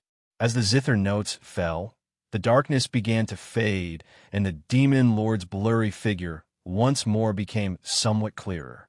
Several dozen extremely thin rays of light flashed through the demon lord's pupils. These were the projections of the invisible zither notes in his mind. And then, tinsome black dots appeared in his pupils. These were the projections of pitch-black shields in his eyes. Countless sharp and concentrated sounds of cutting could be heard. Tinsome pitch-black shields rapidly revolved around the demon lord's body, leaving no gaps. The invisible zither notes and the attacks of the blind zither player were all blocked by the black shields. Several hundred spatial fissures appeared on the surface of the shields and then vanished. The flying sand, painted black by the darkness, drifted to the shields and was quickly cut into even finer powder. Several cries of alarm came from outside the courtyard. The 17 netherworld armors. As the master of the northern continent, the demon lord naturally had something to rely on for daring to come alone to White Emperor City. He might even have many demon artifacts like the 17 netherworld armors, which were on par with divine artifacts. The blind zither player was unsurprised. Bringing with him countless rays of light, he continued to attack. The demon lord's expression did not change as he watched his opponent break through the darkness. He stretched out his hand and took a sword from the darkness. This sword was pitch black and gave off no edge, but it seemed to be able to suck in all gazes and all light. There were no cries of alarm. Those who recognized the sword were so shocked that they couldn't speak. The setting sun sword. This was the sword of the previous demon lord. This sword had once seen the Having Blade and the Frost God's spear outside Luoyang. Compared to this sword, Nang's Southern Cross sword was nothing at all. Compared to this sword, the 17 netherworld armors were so dim. The setting sun sword slashed down. The darkness seemed to follow the demon lord's action, descending several hundred zhang. An unimaginable pressure descended upon the blind zither player from above. Chen Changsheng did not know if the blind zither player could resist the power of this legendary demon sword, nor did he need to know. When the demon lord attacked, Chen Changsheng also attacked. His right hand still gripped the orthodoxy's divine staff, presiding over the Li Palace's array, suppressing the darkness and preventing the demon lord from escaping. He did not need to grip the hilt of his sword. With just a thought, countless swords shot out. More than 700 famed swords howled out of the vault sheath, instantly traversing a distance of several hundred zhang to attack the demon lord. Today, he wanted to kill the demon lord, so he naturally used his strongest technique. Awe-inspiring sword intent pierced through the world, seemingly wanting to pierce through light and darkness. The 700-some swords reflected the light, connected end to end as they surged forward with an indomitable momentum. In the Garden of Zhou, he had once used the technique of 10,000 swords forming a dragon. After that, for various reasons, he was no longer able to use such a powerful sword style. But today, his sword already had some of the feeling and power of that sword from back then. Countless sounds of metal scraping against each other rang out in the gloomy darkness. The 700-some sword intense cut through everything in the world, several times sharper than the zither notes of the blind zither player. Even the blind zither player himself was forced to temporarily retreat to the side, waiting for this torrential rain of sword intense to descend. Countless fragments shot out in all directions, countless tiny and unfathomably deep holes appearing in the ground. The closest wall was even silently reduced to fragments that were blown away by the wind, leaving no trace behind. Both the sound and the scene were so bizarre that it made one's hair stand on end. After a while, the storm of 700 swords came to a temporary halt. The black armor around the demon lord had already disappeared. The legendary demon artifact, the 17 netherworld armors, had been destroyed. To be continued. Chapter 202. Those 700 swords were once famous swords in the world. Their former masters were all peerless powerhouses who dared to charge into the demon domain. In their eyes, what was the netherworld? The wind and rain swords did not stop attacking and continued to slash down. But this time, the momentum of the sword wasn't as violent as before, and it seemed even more solemn. The positions of the swords became more certain, and the connection between them became tighter. Because the moment they shattered the 17 netherworld armors, the setting sun sword in the demon lord's hand also slashed down. The dozen or so swords at the very front let out angry howls as they were jolted away. There were even a few swords that broke in the middle with a mournful wail. Since leaving the Garden of Zhou, besides encountering the previous demon lord in the snowy mountains, this was the first time Chun Chongqing's sword had broken. These swords were already closely connected to his soul consciousness and couldn't be separated. His mind was affected, and his face paled. So he changed his sword energy, having the storm of swords form the South Stream Temple Sword Array. No matter how powerful the setting sun sword was, it could not break this sword array. So where could the demon lord go? The demon lord's expression did not change as he watched several hundred swords destroy the 17 netherworld armors. However, as he looked at the sword formation that appeared in the sky, his eyes finally revealed a hint of astonishment. On the observation platform, Chun Chongqing relied on this sword style to defeat him. He now naturally knew that this was the rumored South Stream Temple Sword Array. Without the assistance of a divine power that transcended the mortal realm, the demon lord truly was incapable of breaking this sword array. However, there was still no fear in his eyes.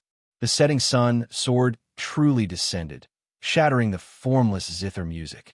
However, it did not touch the 700 swords that were about to rain down from the sky.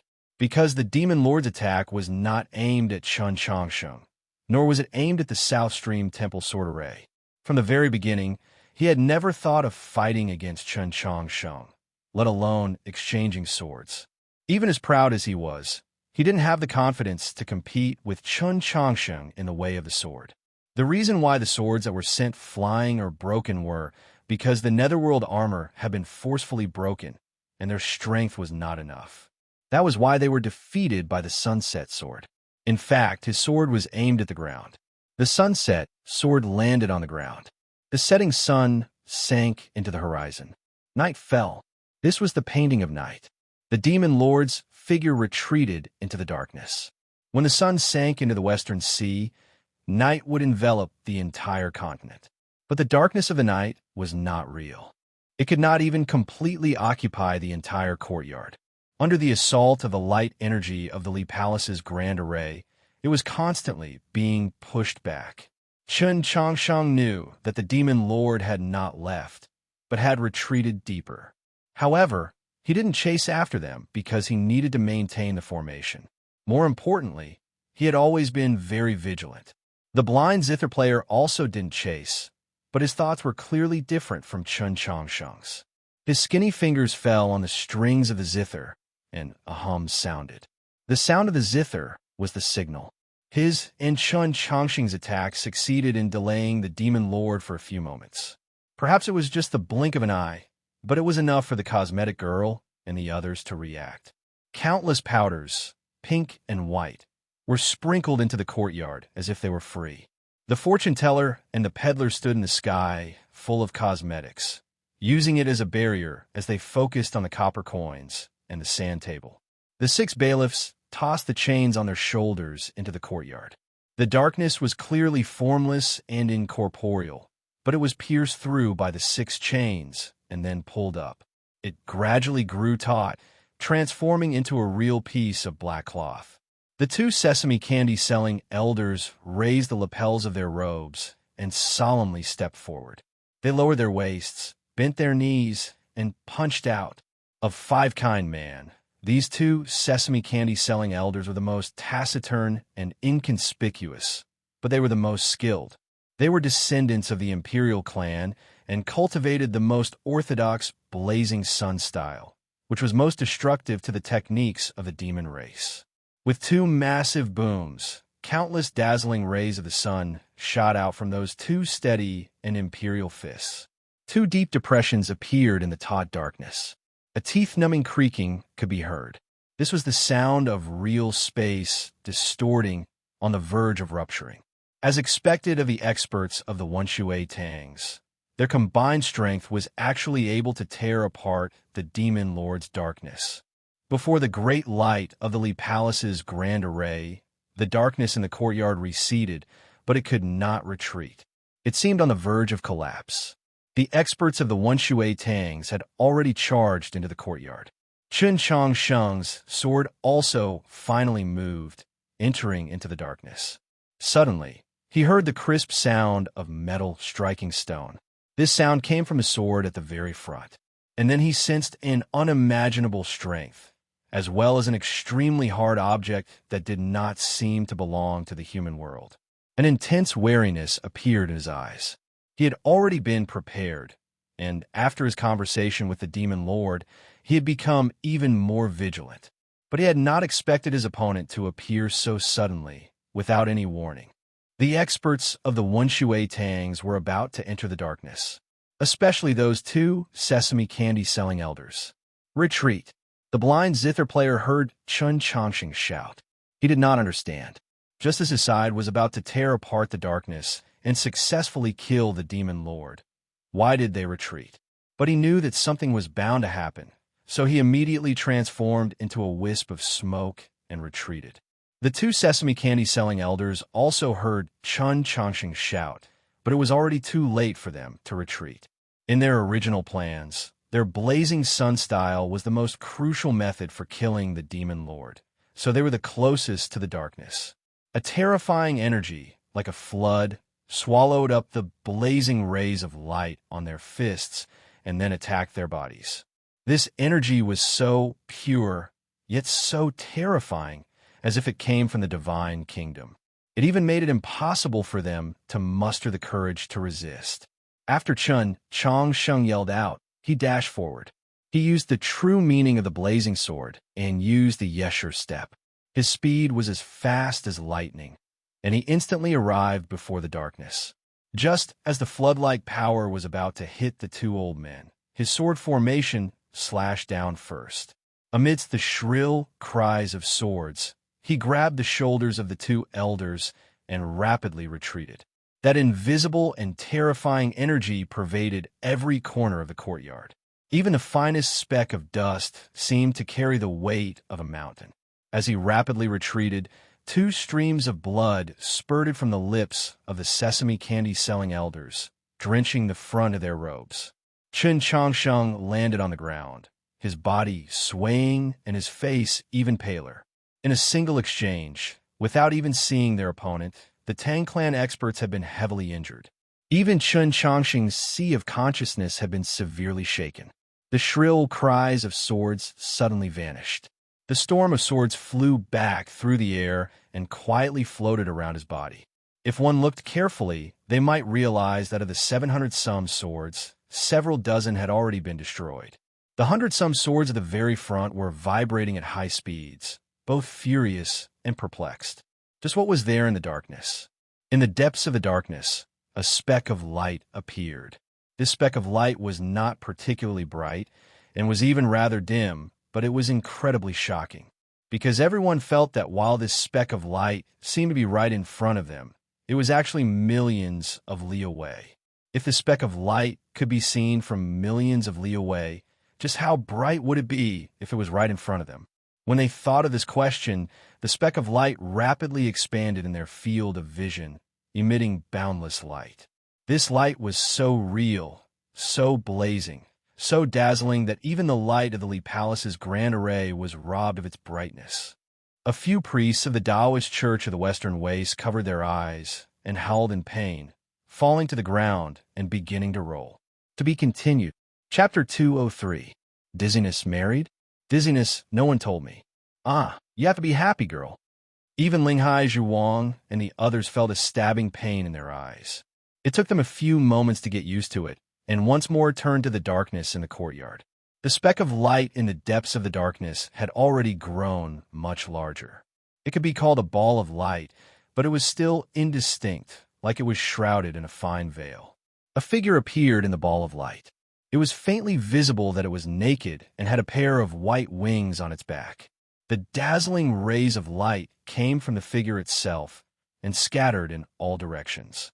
Light and darkness were two powers that absolutely opposed each other, but strangely enough, these rays of light did no harm to the darkness.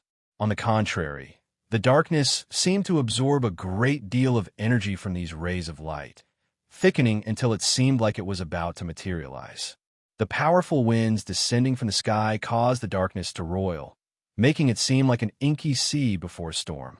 A vast and divine energy, yet different from the divine energy of the orthodoxy, appeared. Everyone sensed an enormous danger. The four treasures of the Li Palace were the first to sense the hostility hidden in this power. Their divine chi abruptly swelled and descended into the depths of the courtyard, but they were unable to extinguish the mist-like ball of light. They were unable to even slow the speed at which it was expanding. The priest watched in shock as the ball of light grew brighter and brighter, the figure within growing clearer and clearer. So what was that figure? Not even the Li Palace's grand array could suppress it. Whether it was the priests outside the courtyard or the one Shui Tang's five-kind man, none of them knew what had appeared in the darkness. Some of them already knew the inside story of the battle between the divine a few days ago. Was this an angel of the sacred light? Qin Changsheng silently thought to himself as he gazed at the figure in the ball of light. The darkness that had yet to fade was like a thick fog, making it impossible for even him to clearly see what was inside. But he could see the pure white wings on the figure's back, could sense the indifferent and dignified chi it exuded. The demon lord had already retreated into the depths of the darkness, impossible to find. There were some things that Qin Changsheng did not understand. This courtyard had always been under the strictest surveillance. In the last few days, no experts had appeared, with the Li Palace's grand array suppressing this courtyard. Not even an expert of the divine domain would be able to silently sneak into the courtyard. How had the demon lord summoned this angel of sacred light? Where had this angel been hiding? Right at this moment, a clear howl resounded. It was Ling Hai Zhiwang. The crystal core that seemed to be the origin of wildfire floated out from the depths of his eyes and quietly floated between his eyes. Archbishop and Lin closed her eyes and began to chant. Her gentle and steady voice lingered outside the courtyard. Those priests who were so shocked that their minds were not in the right state of mind plucked up their courage and began to chant along with her. Gradually, they calmed down, and the pious and solemn atmosphere diluted the previous panic. As the chanting grew louder, the mountain-river diagram in the sky fluttered in the wind, and its aura became stronger and stronger. Hu 32 stretched his hand into the air and grasped one end of the gloom willow. Silently circulating his true essence, he lashed at the darkness.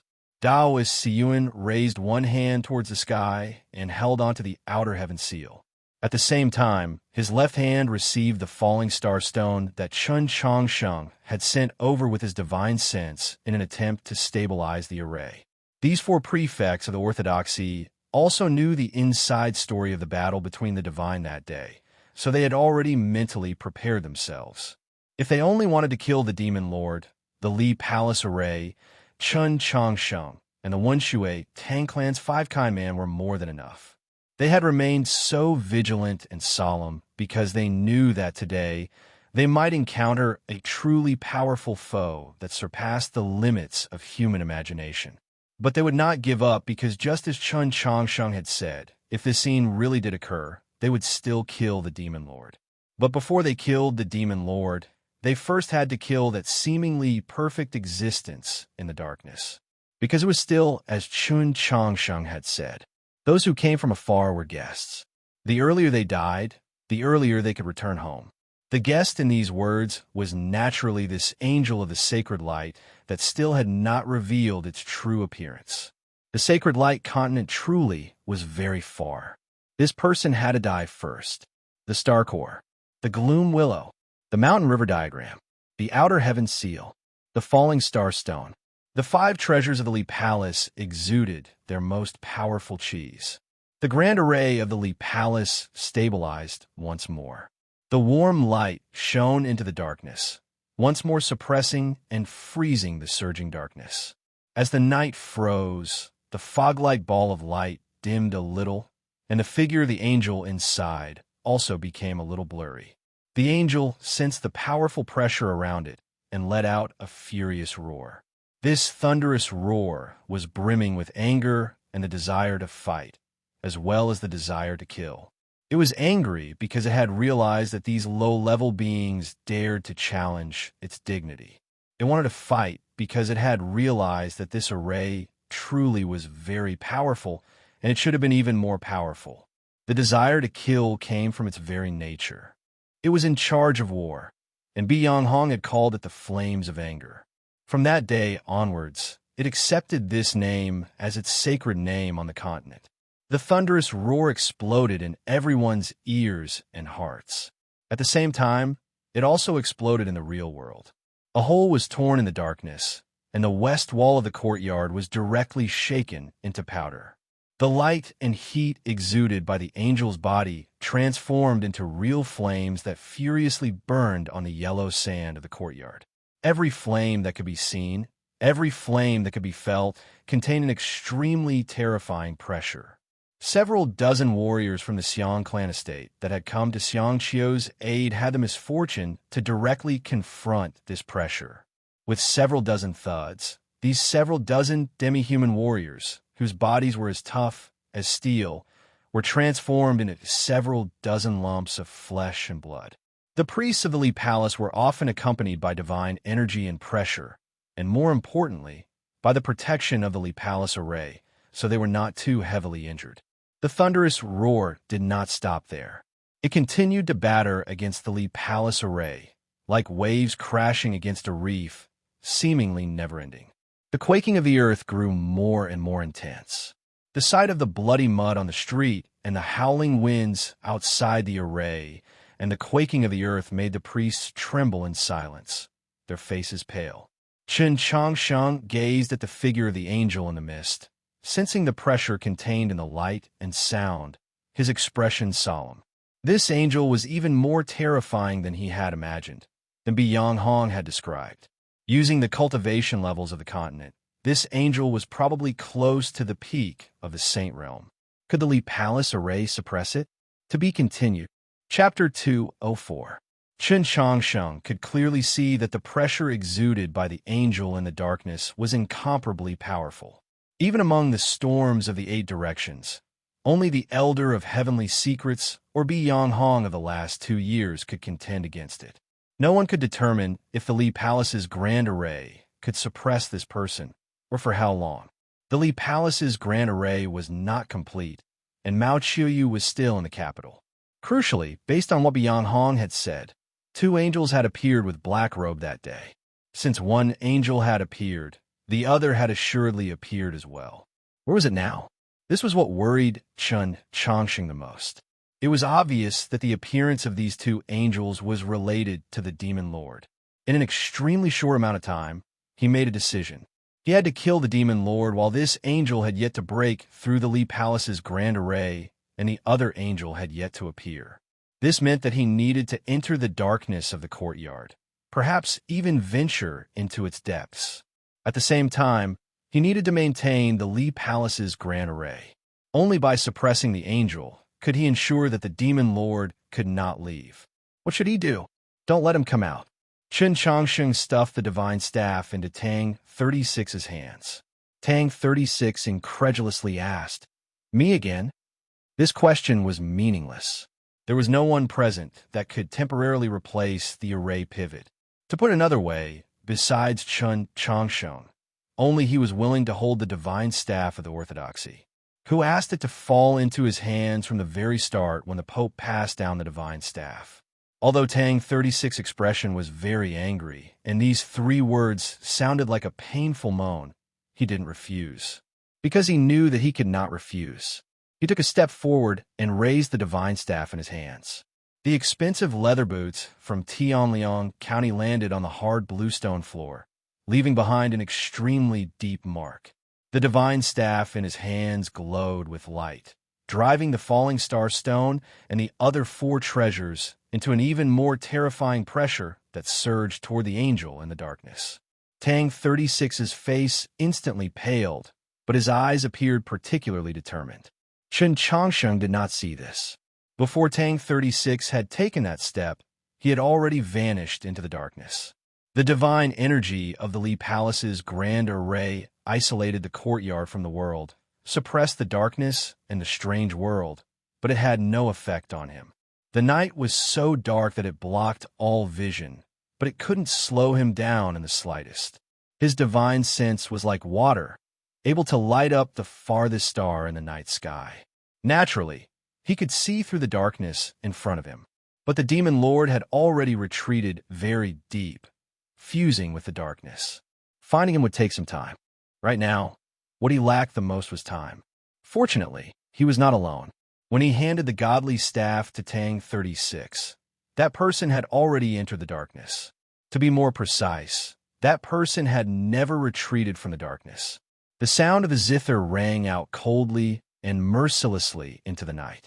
The blind zither player truly did possess an unfathomable level of cultivation, and his mind was incredibly powerful.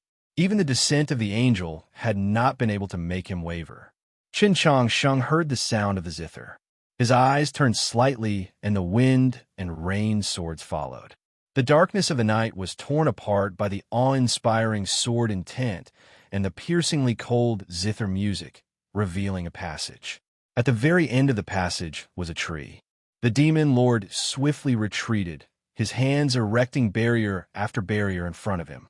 The sword intent and zither music chased after the barrier, shattering it like glass. With countless clangs, the demon lord fell to the ground, his black robe as black as the darkness of a night cut into countless sharp holes. Within those cracks, golden blood was slowly seeping out. The howling wind suddenly paused for a moment. Chen Changsheng and the blind zither player appeared. The zither music lingered, and the swords formed an array like the storm. The tree suddenly vanished.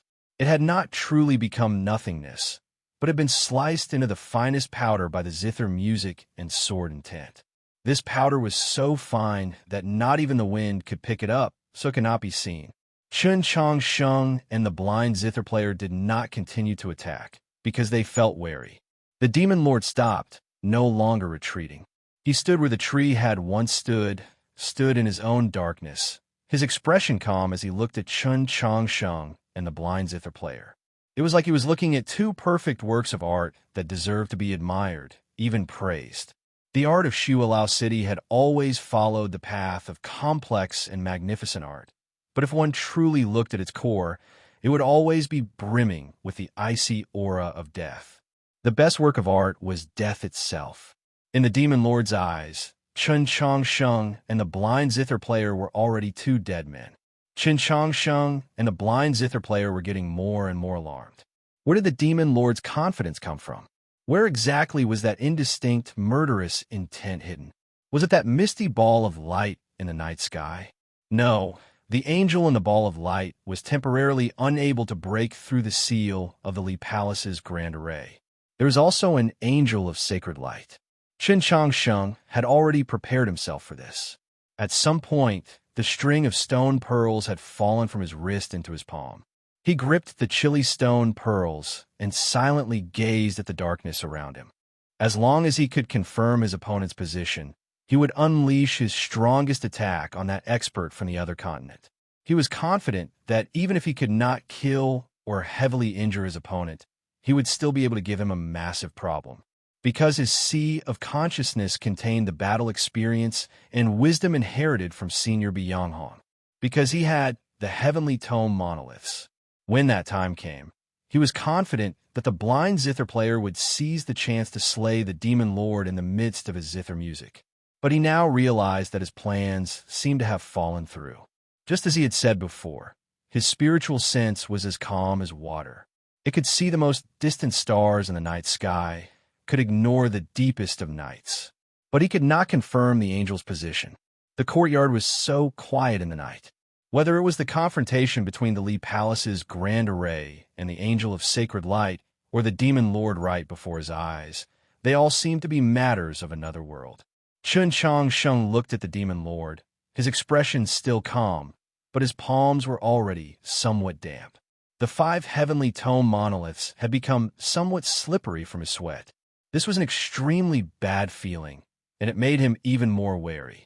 The current situation had already become like quicksand, impossible to grasp. The response from his spiritual sense and the zither music in the night sky were both telling him. The angel of sacred light was not in the darkness, not in this courtyard, and probably not even on this continent. Why was that warning sign still there? And why was it getting stronger and stronger? The angel in the sky, confronting the Li Palace's grand array, had also appeared without the slightest warning. Was he about to face the same situation? In truth, only an extremely brief moment had passed since the tree vanished.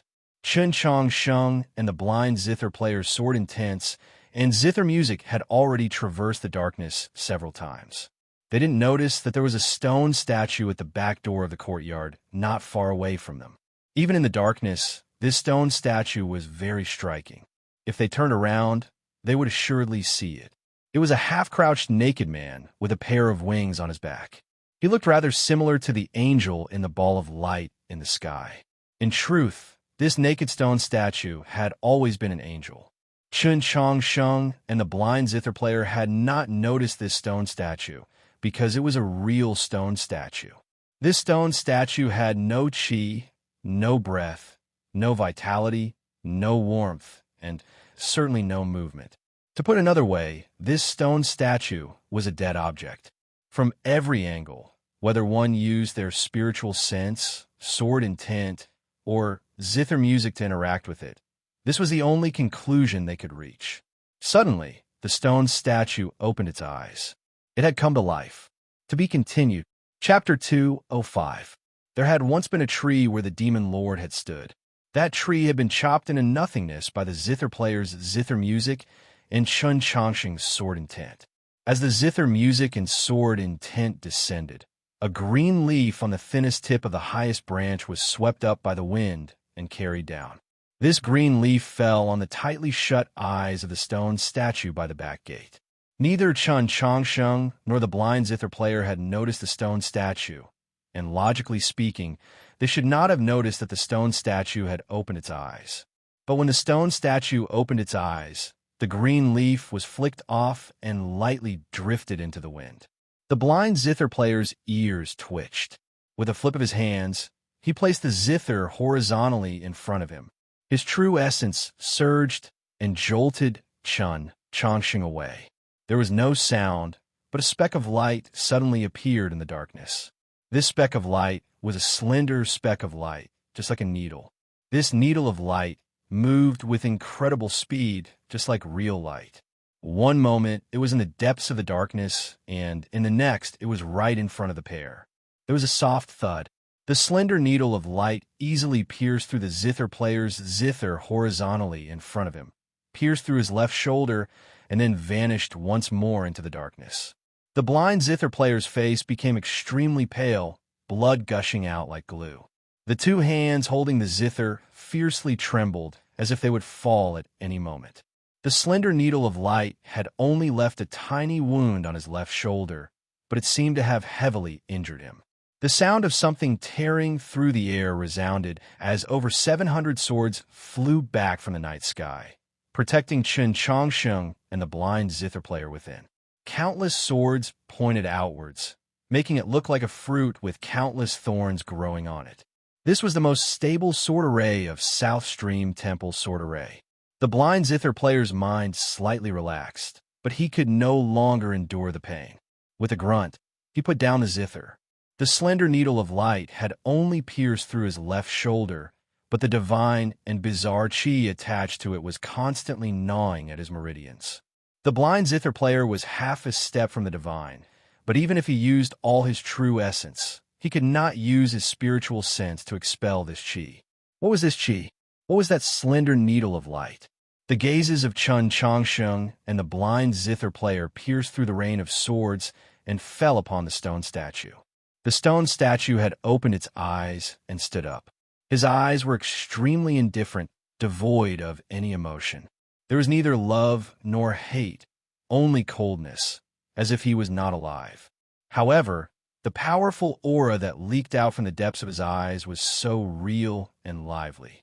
If one were to look into the depths of his eyes, perhaps one would be able to see the purest form of wisdom, which was the Dharma and logos of heaven and earth itself. Without a doubt, this stone statue was a real life form. However, he was different from all the other life forms that had ever appeared on this continent, whether it was in the way of existence or origin.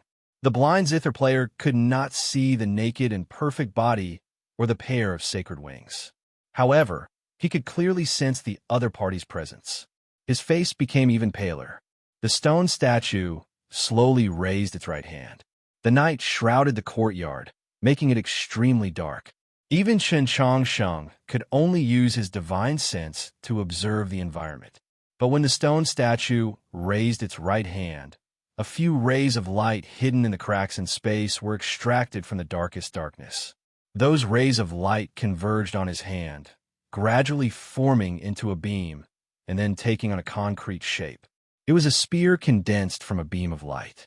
The blind zither player listened, hearing the finest sounds of space being pierced and then annihilated by those rays of light.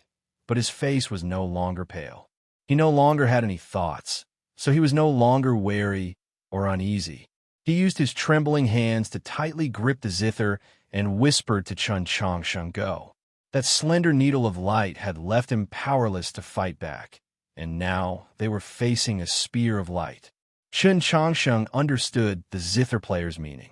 The blind zither player was prepared to use his life as the price to block this spear of light and the possible pursuit of the demon lord in exchange for Chun Changsheng's retreat from the darkness. As long as Chun Changsheng could retreat from the courtyard, he could enter the core of the Li Palace's grand array. Even if he could not defeat these two peerless experts from the other continent, he would at least have a little more chance of survival, a little more time. Chun Changsheng did not accept the zither player's request. At a time like this, even a little more time would not necessarily increase his chances of survival.